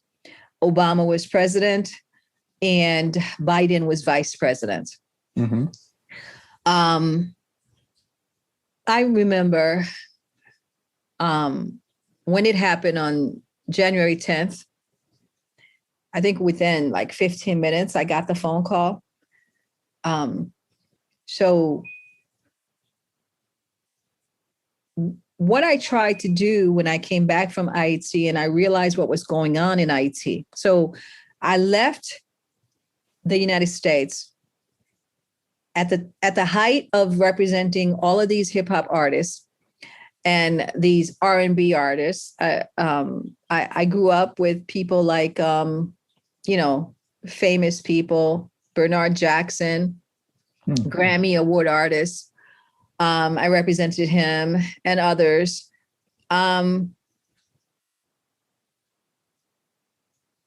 But like I said, it was very, very difficult to deal with the apartheid of the music industry. Right. Because the music industry was about apartheid. So there was a contract for white country artists and white artists, and there was a contract for Black artists. And it was something that I couldn't deal with. Because I've tried, when I try to represent people, I was representing all the races, and I know what those contracts, how it was different. And I wasn't one of those types of Negroes that would accept that. So I said no to the entertainment industry. The problem is that my clients didn't say no. Like they would accept the second-rate contract. They would actually fight to get the second-rate contract. So it was very hard. And that's always been a problem for me, that our people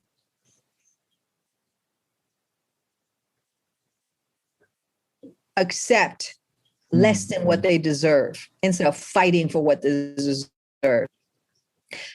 I think my generation was like that. And it was very hard for me to live in my generation.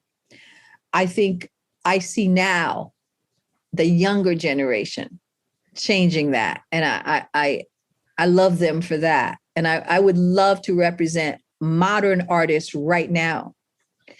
The closest I got to representing someone who knew his worth was Prince. I love Prince. Oh, I didn't know you represent Prince. Love Prince. And he had a Black lawyer. I wasn't his lawyer. I was his friend. But because he already had a Black lawyer. But what I loved about him was that he refused to sell his soul for $1. Mm-hmm. And he paid a real hard price for it. What I regret is that I left him and went to Haiti and never looked back. I wish when he died, I always thought I would come back to entertainment at some point, but Haiti just took my life. And I never got back to the people like him who were worthy of my work. Prince was worthy of my work. But there was always that misogynist crap going on in America. Yes. Everywhere, and I just didn't have any patience for that with anybody. But after the earthquake, and when he died, like, I don't know what year it was, but like something in me was like, oh my gosh, I wish I had come back. Maybe I could have made a difference. Maybe I could have made a difference to him. I still don't believe that Prince did not have a will. I don't, because that was the most. I met a lot of clients over the years, and some of them were very negligent about their businesses. He was never negligent. So I don't know what happened there. Nobody's going to convince me that he did not protect his masters, because he was one of the few Black males that understood how important to ownership of your masters were. All right. That was my big problem with the hip hop industry, is that they were willing to give, that ridiculous, slobbering Russell Simmons their masters for nothing, or Puff Daddy, they're not for nothing. I have run across these men who were Black collaborators to white imperialism, and I would not work in that space. So it became a problem. So I had to move, because they used to call me Country Connecticut. Country Connecticut, you can't do that. Oh, like, yeah, I can. So yes, I think that after the earthquake, Bill and Hillary Clinton stole that $13 billion and did not build Haiti back better the way they said, because they never intended to. But what was my experience? Well, I knew what they were going to do, because I'm one of those Black people that are not into these Abrahamic religion crap of, white savior. As a matter of fact, like we were saying before, I was one of the few Black people to create what we have today, which is the resistance, where Haitians speak for themselves and there's no white saviors. But before I came, whenever there was a Haitian crisis, there was a white person on the news, right? Mm-hmm. Now they know not to do that, but that's what they used to do. They used to have Paul Farmer and Brian Conconin and all that guy from some university, Bob Fatton, Fatton. Those were the 2 or 3 people they used to talk about Haiti until I came along. And now hopefully more Haitians will talk for themselves. Right. That's hopefully will be the legacy that I leave, one of the legacies that I leave. But yes, when that earthquake happened, within 15 minutes, I run the Èzili Network. We have about 60,000 people, and I was sending information to them about it.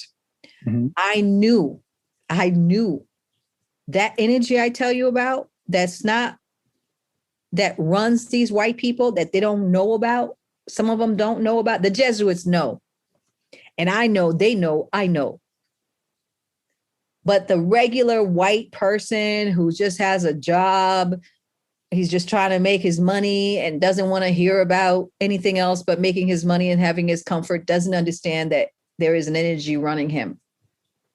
That person, when they came to Haiti, I knew they were going to let my people die, and they were going to use the earthquake as disaster capitalism to either give us a new president that they wanted, and they did, and all of that. So I was trying to think about who in the world could I go to for some real help for my people. And the only persons I could think about is Muammar Gaddafi and Mr. Farrakhan. So I made some phone calls, and I got to Chicago. And I sat down with Mr. Farrakhan, and I said, listen, you need to get me to Muammar Gaddafi, because they're going to let my people die. Because I didn't think there was anybody in the world that would believe me but Minister Farrakhan. Mm-hmm. And I knew Muammar Gaddafi would know what I was talking about. But most Blacks in America, no. Most Blacks in Haiti, no. They still believe in the white savior. Mm-hmm. They still believe in the NGOs and in the Abrahamic religions. But, he did not introduce me to Muammar, but he did try to help me. It was hard. But Minister Farrakhan did help me with Zili Dlo, the clean water, solar power, and skills transfer for Haiti. I don't want to say anything negative, but it's very, very hard because there's something called colonial celebrityism in America. And as a practical matter, I had no marketing power in that space, but Wycliffe Jean did. So I remember when I walked into Minister Farrakhan for my meeting, Wycliffe Jean was walking out. Really? Yes. So he had more celebrity power than I did.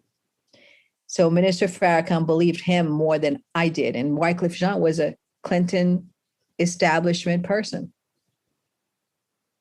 So it was hard. It was a hard fight.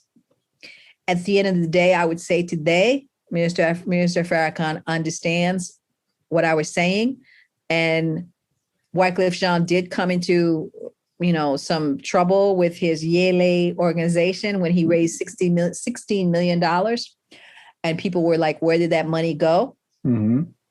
But I didn't have celebrity power. Right. I raised $120,000 as the, peasant Haitian that I am. And Minister Farrakhan used that money to buy us a filter. And we bought that filter and we did Zili Dlo, even though Zili Dlo had started back in 1994 when the Guanaive, there was a big hurricane back in those days that had put the city underwater. And at that time we were giving aquatabs, which is a pill that filters the water. We were giving aquatabs to people. And I was following what like Red Cross and the other NGOs were doing because it was a learning experience for me. I didn't know that they were really just using a small amount of the money they raised for real relief and keeping the rest of it for salaries and overhead. This is the thing that we don't do at Free Haiti Movement, but we learned that experience through the hard way, right? Most of the work that I did after the earthquake was when I realized that they were going to let our people die. Like I said, I tried to find some money to get them within 72 hours of a major disaster. That's when you try to save the people. And that's what I was trying to do. That didn't work. They basically died under the rubble. A lot of people did. And the United States knew that because they have satellites with heat, that can tell you who's underneath that rubble. Right. But in 2004, when they took out Aristide, there was something called the Ottawa Initiative. And in the Ottawa Initiative, they said that Haiti was going to have 20 million people in 2019. And that was a bomb waiting to happen. So I want Haitians to really hear me. The only reason the white man is in Haiti, occupying Haiti, is to depopulate Haiti. I think with the Zili Dlo too, man, like I know you said it wasn't immediate, but it seems like it had an impact and saved some lives, because there wasn't that much else happening at the time that was doing positive work. Like you just mentioned, everybody was collecting money and doing what they did or whatever with the money. So I'm sure it was a relief having something that was real. It was small, but we did what we could, right? So we did Zili Dlo, we brought clean water, solar power, and skills transfer. Actually, today I have high blood pressure because of that program alone. From 2010 to 2017, I try to keep that program alive by myself, right? So the Bill Clinton and Hillary Clinton and the Matiali government, they came in that they put in through fake elections under Obama. They tried to destroy the program that I put together. So it was hard to fight these big powers. But what we were able to achieve is that we brought clean water, to a bunch of people that didn't have clean water because 7 months after that earthquake, the UN poisoned Haiti's waters with cholera.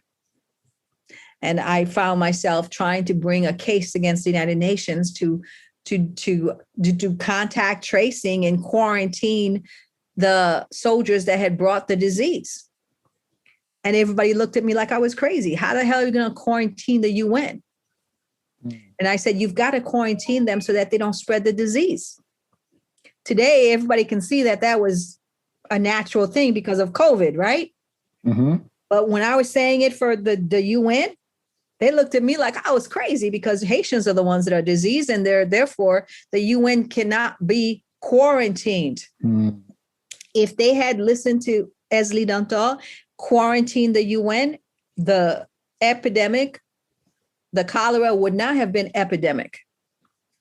So to this day, when I see today, for instance, that the Del Rio refugees, which are a direct result of the earthquake of 2010 and the fact that Obama and Biden said that Haitians should not come to the United States. So they went to Chile and Brazil. Those are the Haitians you see 10 years later, 15, whatever, how many years since 2010, who are now in Del Rio. They came as a result of that earthquake. They went to Chile and Brazil. Right? And then what was the title that they used? What was the excuse that the United States used to deny them refugee status? Title 42, which was something that Trump was using to essentially says that COVID allows refugees not to be given any rights in America, but to get out because they might have a disease. Right? So the same United States who would not quarantine the soldiers of the UN are deporting Haitians because they might have a disease that they can't be quarantined for. So they have to be, so they can, so you see what I'm saying? So they wouldn't use the quarantine when Haitians needed the Nepalese soldiers and other soldiers who brought cholera to Haiti to be quarantined so it couldn't be an epidemic. But they're using that same logic to deport Haitians under Title 42. So that's the story.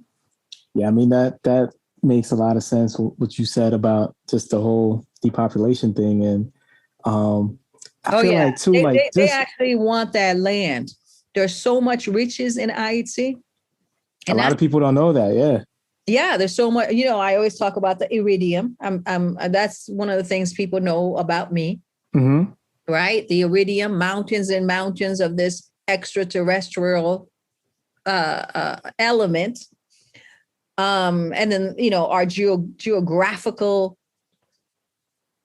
space, right, between Cuba and Venezuela, two places that Russia is in, and the United States does not want. We're the weakest part of that. And they just killed Jovenel Moïse because he allowed the Russian ambassadors to come to Haiti. That's never happened, right? Remember, my father came to the United States because the United States said that they were supporting a dictator because that dictator was not communist. So imagine their horror when their own puppet brings in a communist as an ambassador to Haiti the first time in history. Of course, they're going to kill him. But that narrative nobody knows about unless they listen to Èzili Dantò. And I have that whole thing on my website, EziliDantò.com. But we did do some. I always want more, okay? But people tell me it was a good thing that we did with the Zili Dlo. What I did was I tried to find a nation that was not part of the European Union that could come to Haiti to help us. At that time, that wicked witch, Hillary Clinton, was running around trying to kill Muammar Gaddafi. And she ended up doing it. Obama, under Obama, they killed Gaddafi. And this guy, I mean, in the most horrible of ways, and she just cackled on television about it, like the witch that she is. So who could I have gone to? To what Black man could have helped us? Minister Farrakhan was the only one left after Gaddafi. And like I said, he was sort of compromised in his own organization because they have like this nationalistic part that was run by ridiculous Black collaborators like, what's his name? Oh my God, I forgot. But some of these Black intelligentsias, American Black intelligentsias, are the worst. I'm going to remember his name. Ron Daniels. Mm-hmm. All right. Ron Daniels was supporting the coup d'etat in Haiti in 2004. The United States uses this guy, just like they used Wycliffe Jean, to soften and make acceptable the colonization of Haiti. You mentioned before that I was in the 1804 documentary by Tariq Nasheed, but so was Wycliffe Jean. Yes, he is. Mm-hmm. You understand? And Wycliffe Jean, former client of mine when he was the refugees. Really? Oh, you just worked with everybody, man. Interesting. I remember Praz coming to my law office in Connecticut. Praz was the business manager of the refugees back in those days. Mm-hmm. And at that time, Donnie Einer, who was the president of Columbia Records, used to live in Stamford, Connecticut, where I come from. Wow. And, like I said, I was young. Who knew, right? Green. I went to Donnie Honor and I was like, listen, I'm a young attorney and I just came from a law firm and now I'm doing my own practice and I want some of your work. Mm-hmm. He was so shocked. He was like, really? All right. So he instructed his lawyers to give me the number one contract for my clients. Like, I didn't know that these white men had like contract 1, 2, 3, 4, 5, 6, right? Uh-huh. If you weren't part of the group, they'll give you, contract 6. Mm-hmm.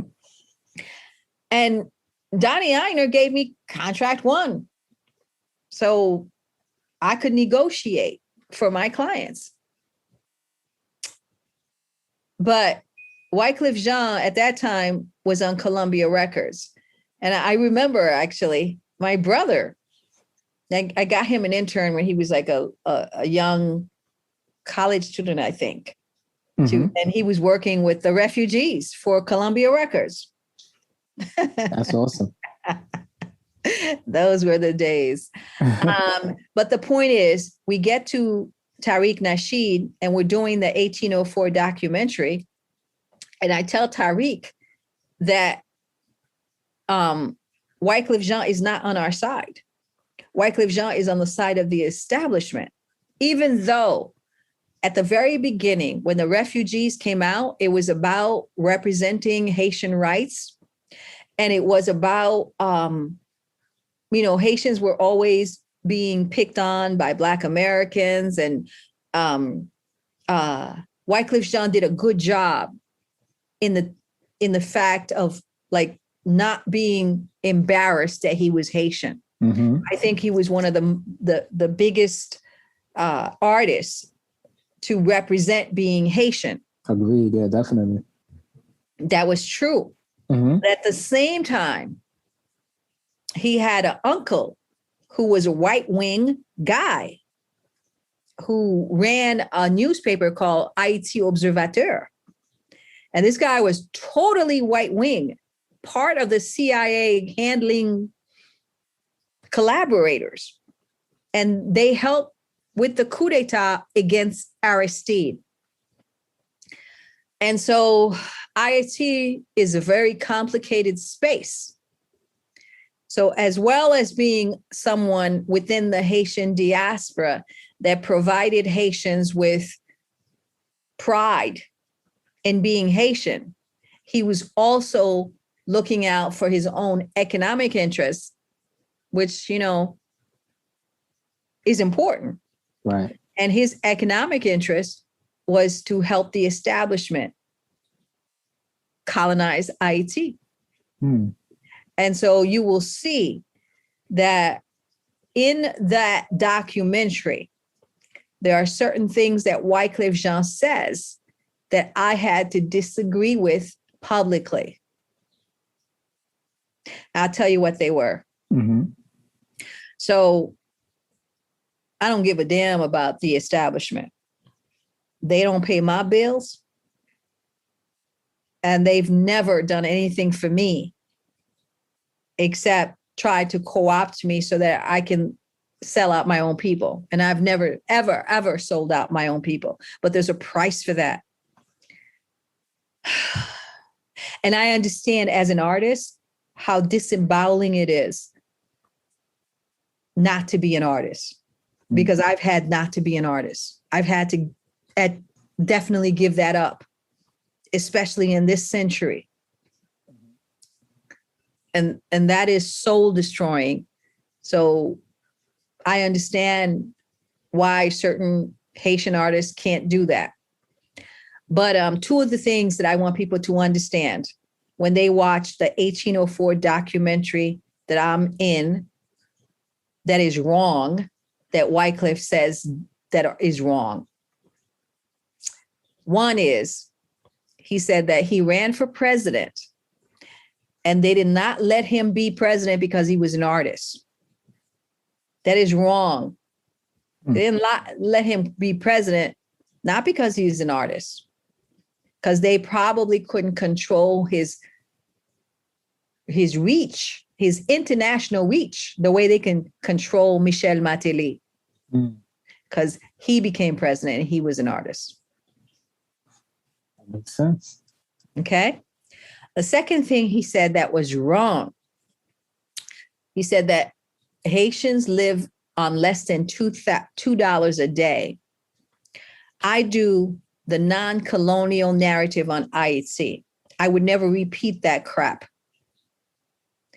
because I'm always saying to Haitians, don't listen to what the World Bank says about your poverty, because they discount the most important economic criteria in Haiti.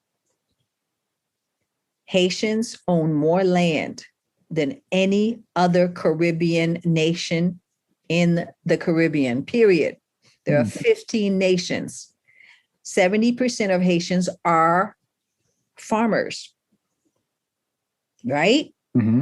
So when they talk about that World Bank $2 a day, they're only talking about the wage workers in Haiti. And there are less than 100,000 wage workers in a country of 13 million.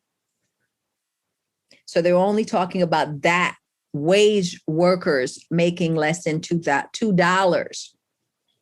What we have to understand, number one, is that Haitian farmers are 70% of the population, and they work in what they call the informal economy that the World Bank does not count. If the World Bank counted the informal economy, the per day amount that we make would be more than $2, and it would better represent what Haiti is, but they don't want to do that. Do you understand what I'm saying? Yes, ma'am. That makes a lot of sense. Makes a lot of sense. And I was going to ask you, just based on 1804 and, the work that you do, like, I know you mentioned that revolution, is a process, and, we fight from one generation to the next. And, a lot of people think like, well, when is this process going to be over? Like, what will it take for Haitian people, to regain, African people, Black people to regain that honor, to regain the land, to regain everything that they have? Like, when will justice become a reality? So in your view, like what does that, like, what ends that process for us so it could become a reality? Did you ever see that movie, Black Panther? Yes. Okay. I have several reviews of that movie that I invite your audience to go watch. Mm-hmm. When I was doing that movie, when I was reviewing that movie, and the CIA agent went into Wakanda, and it was like a sacred space that had not had any foreigners in it, right? Mm-hmm. I think it's really, really important that we understand. If I was writing that movie, I would have locked the Eurasians in their northern or space. Like, I remember that that CIA agent, they let him into Wakanda. The minute that happened, I'm like, all right, it's a wrap. I know, I knew it was over, right? Because, CIA writes the movies that we're watching. So all of it is social conditioning. Most people don't even know that. Okay. So somebody had asked me, I was like, you know what, we should, when I saw that CIA agent like put into that, I thought it was a hologram. Like, I thought they were putting him into a hologram and just letting him play his war games inside of that hologram, where we go on and live our lives. And actually, that's my next play. So I might as well give you a scoop of it. Oh, man. For me, yeah, this is it, right? We need to take the Eurasians, let them live in a hologram of their own deluded world where we are inferior to them. Just let them live there and go live our own lives someplace else. Because they're not going to change. We think we can change them. And I know they're not going to change. So let them live in a hologram life somewhere in Eurasia, where they can continue to fight their wars by themselves without us.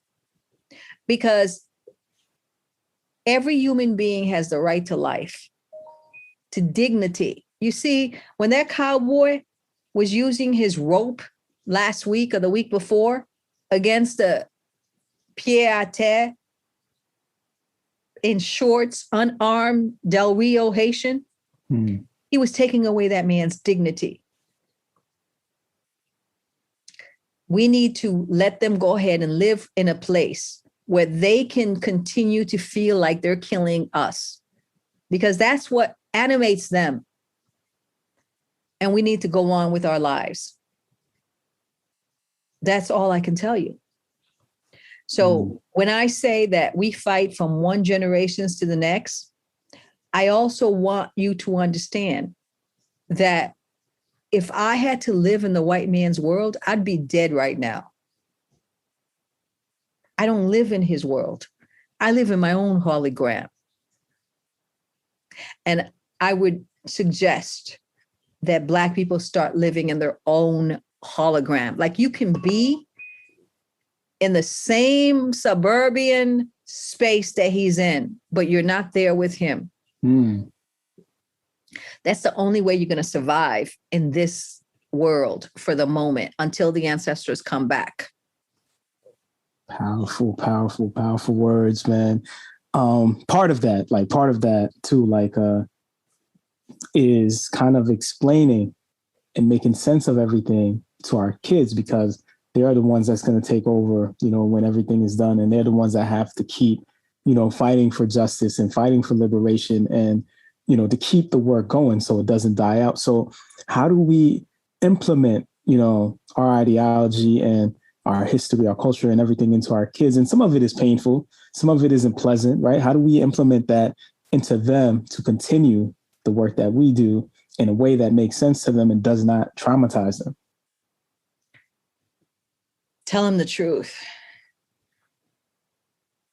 The reason I had my my young niece participate in the last piece that I did, is because I want her to know the truth. And then to break it down in her own language. We have to protect our children, that's true. But you have to give them the tools in order to live within this war. We are at war, period. Economic development is war. You teach your child that. You teach your child that to succeed economically is war under this system of white supremacy. And under that system of white supremacy, if you have economic success, they require you to give up your soul.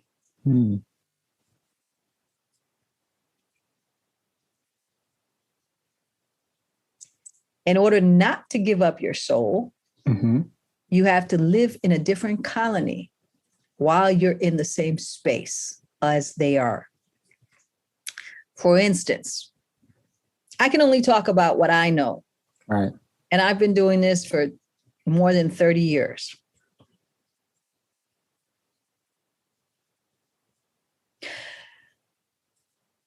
A lot of my so-called, like colleagues who talk about what an activist is, I don't live that world with them. What I know is that there are a few people, very few. I have maybe 3 million people who follow the Èzili Network. Out of that 3 million, I have less than 100 that I can count on. And out of that 100, I have less than 20 that I can call today. So at the end of the day, what you have is what you stand for. So this is what I stand for.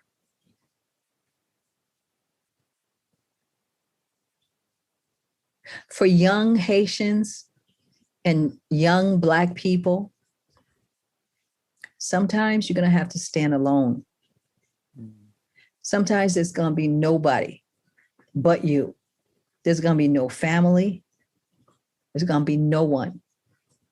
And you're going to have to walk into that den of white supremacy and Black collaborators and all their evil forces.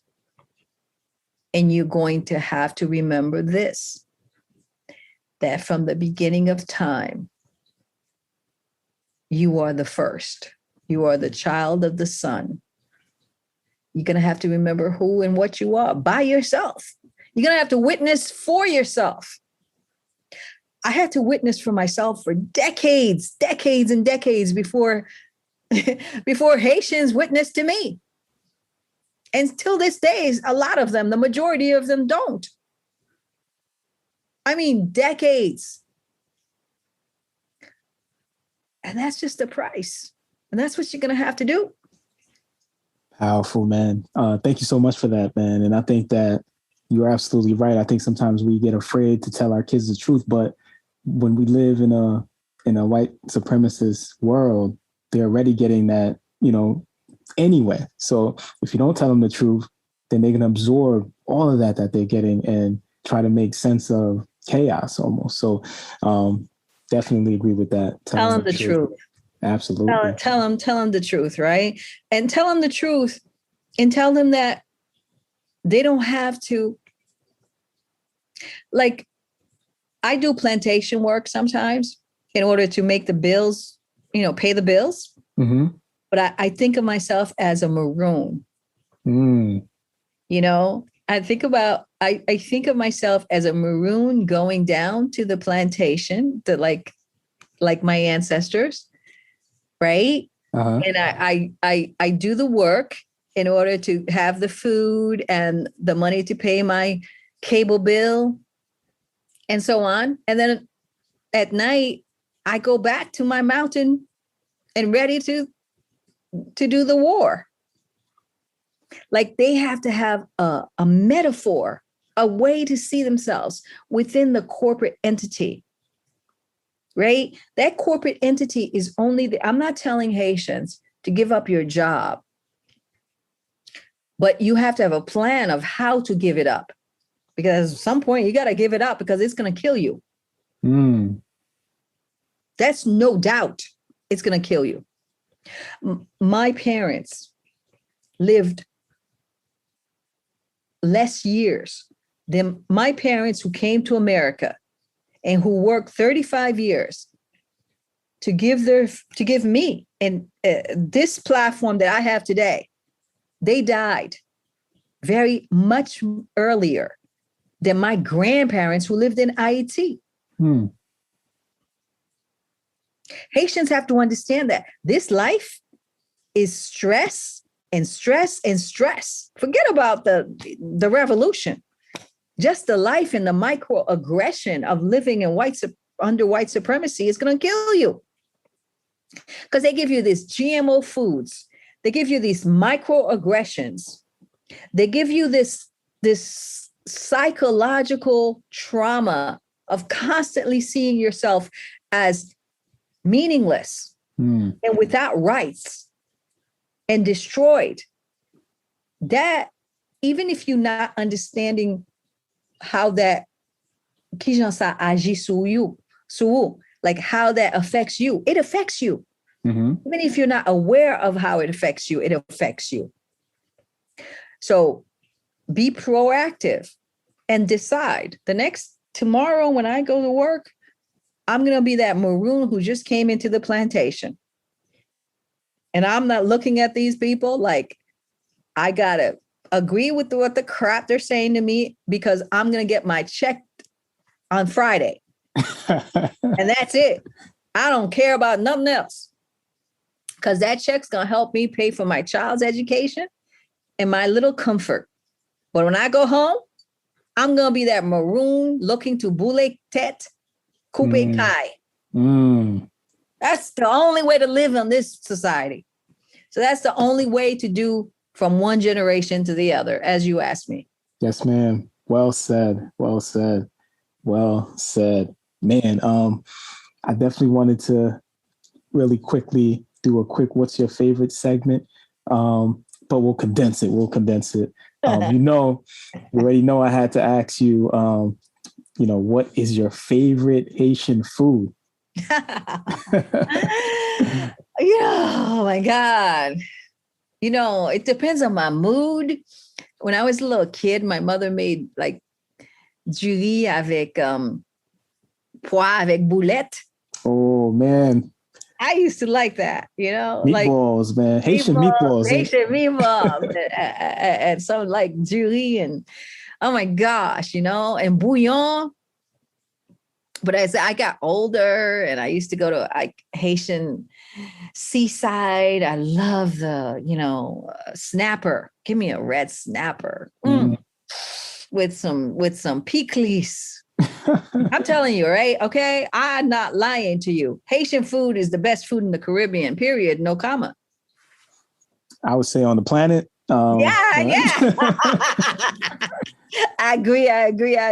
It's crazy. I still enjoy it, even though I don't eat meat anymore. And part of that is because I was eating it so much because it was so good. Like when just eating Haitian food and the seasoning and it's too much. Yeah. I'm there too. I'm there with you. I remember when I was in Haiti, like doing my first time when I went, and I was like, damn, they don't have any greens. It was like all this rice and starch. So we have to be this is a new generation of Haitian food that we got to do. Yeah. So the legume with no meat, and I do it. Like I have some on my stove right now. Okay. I made some pois, like just with no meat, but I had like the scallions, the green onions, the garlic, épices. You make the legume right? And then you make we got to eat more healthier, right? Because that stuff came from slavery, right? Absolutely, man. And you can find some really beautiful Haitian legume food with no meat in it. That's amazing. Especially if you got the right seasoning. Agreed. And I got the right seasoning. I'm thinking about doing a cooking class or a cooking show or something like that. I would love that, man. I would love that. And you know what? Like the eating too is, I think that's a major part of what you were talking about with your parents and some of our parents just not living past, Exactly. Because they didn't have that GMO. Yes. They ate that maï moulin, and zaboka. And stuff that didn't have all that GMO in it, Exactly. We have to be very careful about that. Haitian, okay? Our grandparents in Haiti lived longer than our parents in America, who thinks that, eating meat is a big deal. And, my mother used to tell me, she said, I don't want to say the space because, I got a lot of enemies, but in the south of Haiti, where I come from, she said to me that they only eat meat like once a year, like during Christmas, because they weren't going to kill the chicken because they was making eggs. Exactly. There it is. That kind of thing, so they weren't eating all that meat that we have in America. They had like zaboka, and they had, avocados and mangoes and quinepes and all other fruits. We got to go back to that. Agreed. Definitely, man. All right. What is your favorite thing about Haitian culture? Dance. And I ain't talking about that stupid compa. Give me a beat. Give me a beat. Give me a Yanvalu beat, Intellectually, the Yanvalu, for instance, that dance, it's like oh my God, doing the oh my Lord, I could just went out of my head. But it's the Jewish have a way of moving the energy from that first chakra up to your head. So when you do the Yavalu, it's about moving your energy from one space to the other. So I love the various Haitian dances, from the Yavalu to the Juba to the Nago, which is a warrior dance. I have some videos on my website of when I used to do the Haitian West Indian African dance troupe.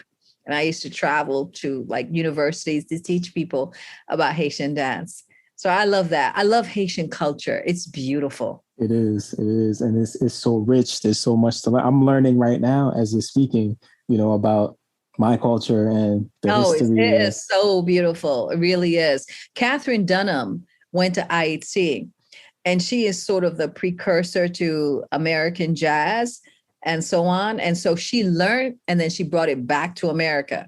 So when you see American jazz and the isolation movements, that comes from Haiti. Powerful. All right. Your favorite activist, if you want to go one male, one female, or man, women. Ooh, favorite activist. I always like Malcolm X. Yeah. My all-time, of course, cannot be defeated. Jean-Jacques Dessalines. Yes. And all the women of the Haitian Revolution. In terms of like international, I always followed Marie McLeod Bethune. One thing she always said that always sort of resonated with me was that you have to use what's in your hand. Wherever you stand, people, you have something. The universe gave you something. Use what's in your hand. Powerful. All right. Transitioning into legacy, man. I know the work that you do is not easy. There's Haitians out there, unfortunately, that don't know who Èzili Dantò is, and we're going to try to change that. And I hope so. Yeah, man. That would be nice before I'm gone, because I ain't into this, when you die thing. That's so important, man. I think just giving people flowers while they're alive, man, and the work that you do, and then the danger of the work that you do. Like you mentioned, like, you know, you've had previous assassination attempts and all this stuff, and you're still doing the work. You know what I mean? And we see these things like they come out like in documentaries, and we'll see, and we're like, oh my God, she was an amazing woman, and let's honor and pray. Like, you know, like I don't think it has to take that for us to do that, man. And you know, I appreciate, like I said, the work that you do. But when you know, I appreciate the work that you do. I when I listen to some of your interviews, I mean, brother, you have worked. I appreciate that. That's why I did your interview, is because I saw that you did some great interviews before. That means so much, man. That means so much, especially because we're just getting started, man. No, you're doing good work. I encourage it. Man, I appreciate it, man. I might save that clip just to meditate to that. Just keep going. Just keep going. Yeah, but when the name Èzili Dantò is mentioned centuries from now, what do you want people to remember about the work that you did and what you were fighting for?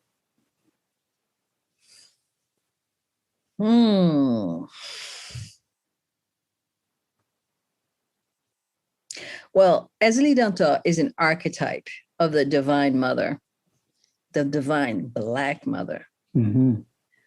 I want Black women to remember that they created this whole thing and that they have to take responsibility for it and do something to stop the destruction of the Black woman's children. If someone 100 years from now, 200 years from now said that in 2021, there was an Èzili Dantò that helped lessen the suffering of the Black woman's children, then I'll be happy for that. Because that's what I stand for. I don't want any Black child anywhere in the universe to have to feel that somehow they can't be whatever they want to be. That's all I stand for, is the empowerment of that Black child, male or female, to be whatever they want to be, but to the good of the collective, not the good of just the individual. Oh, because man. I define Black as standing for the collective. Wow. You know, that's why when somebody talked to me about Kamala Harris, I was like, she ain't standing for the collective, so she ain't Black. I don't care what her skin color is. Because Dessalines, the greatest hero who ever lived, defined Black for us.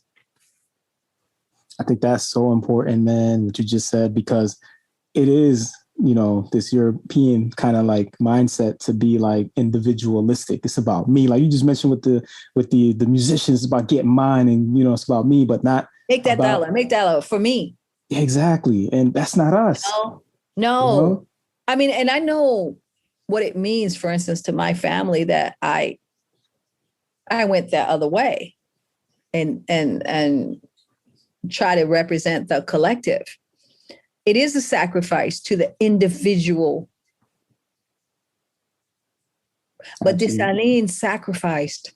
He said, I have forsaken riches, power, title, and children for your liberty. Who am I not to? Powerful, man. Powerful. And so important, man. Even I have to catch myself sometimes, you know, living in this world and remembering about our collective and not being individualistic, you know, it's because, you know, the culture just drags you to do that, and you got to catch yourself. So I think that's super important, man. And, you know, just again, thank you so much just for coming through. And I feel like today was like a spiritual experience, you know, like just talking to you. Well, good, my brother. Good. I'm happy for that. Absolutely. You know, because it's been a journey for me too. It's been a hard journey. Oh, man. But when I see somebody like you who's interested it makes the journey worth it. So you make it worth it. You're the reason why I sacrificed everything, is so that you can take your child and move that child forward for the collective. And for that child to understand, we are the children of the sun. Ain't no hell can burn us. We come from the center of the damn sun. Powerful, man. Powerful, powerful, powerful. Man, again, thank you so much, Èzili, for coming through and blessing us. Just one more favor before you leave. If you could leave us with your favorite quote and what it means to you. And it could go on. I know you are a poet, so it doesn't have to be one sentence or whatever it is. If you could just leave us with that before you leave, we would appreciate that. Wow, my gosh. I've been thinking about that. What is my favorite quote?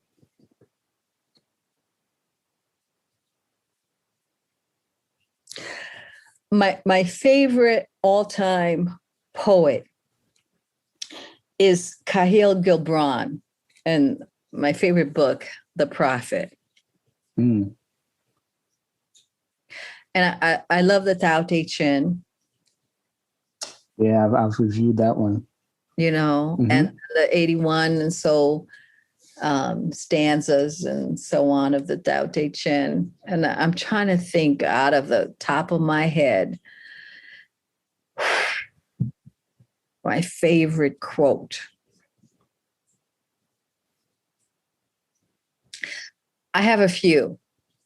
One of the ones that I like, if your audience come to the Èzili Network, and I have a newsletter that I send out. I'm always talking to, sometimes I talk to the NGOs and non-for-profits, and I always say, like, if you've come to help me and my people, then you're wasting your time. But if you've come because you understand that your liberation, I'm talking to white people. If you've come because you know that your liberation is connected to my liberation, then we can work together. I used to send that all out all the time. But I think today, my favorite quote for the moment, Ayikwe Amor, in his 2000 Seasons book, he says, "For whom do we aspire to reflect our death? For whose entertainment shall we sing our agony?" So when you see, for instance, the Haitians going through that 7,000-mile trek from Chile, Peru, Brazil, all the way up to San Diego or to Del Rio under a bridge, only to be sent back after 10 years of travel, some of them, to Haiti, and then you see Haitians who are clueless, trying to appeal to white people. My favorite all-time quote is Ayikwe Amar. And he says, "For whom do we aspire to reflect our people's death? For whose entertainment shall we sing our agony? In what hopes that the destroyers, aspiring to extinguish us, will suffer conciliatory remorse at the sight of their fantastic success?" And he says, "The last imbecile to dream such dream is dead, killed by the saviors of his own dreams." Man, should definitely some snapping for that. And I promise you, the Èzili Network is not one of those people that's going to sing our agony for our destroyers. Not at all. We are going to fight the destroyer and expose him. We are not going to look for him for saving us. Indeed, man. It's the only thing I teach to anybody. I don't care what ethnicity of Black you are. Self-reliance is all you got. Do not sing your agony to your destroyer. Powerful, powerful, powerful. Man, thank you so much, Èzili, for the gems on top of gems on top of gems that we got today. Definitely worthy of reviewing this episode, folks. Definitely share, review a few times, look some things up, Thank you for listening. Make sure you share the program. And this will not be our final conversation with Èzili. She will be back on, definitely on one of our lives. And I feel like, you'll definitely be back on because I feel like I can talk to you forever. So we got to bring you back. And you still have so much more information. Like, you've done a million interviews, and every interview I feel like I listen to, like I learn a new piece of information that you have. Like, it's just your wealth of information, man. So we'll definitely have you back on the program. And in the future, we will be doing the live, just reviewing Haitian history, because there's so much to cover. But we will end it right now before we go on and on and on and on and on. So thank you again, Èzili, for coming through and taking your valuable time out to share about your life, man, and to inspire us, because I feel inspired right now. I feel motivated.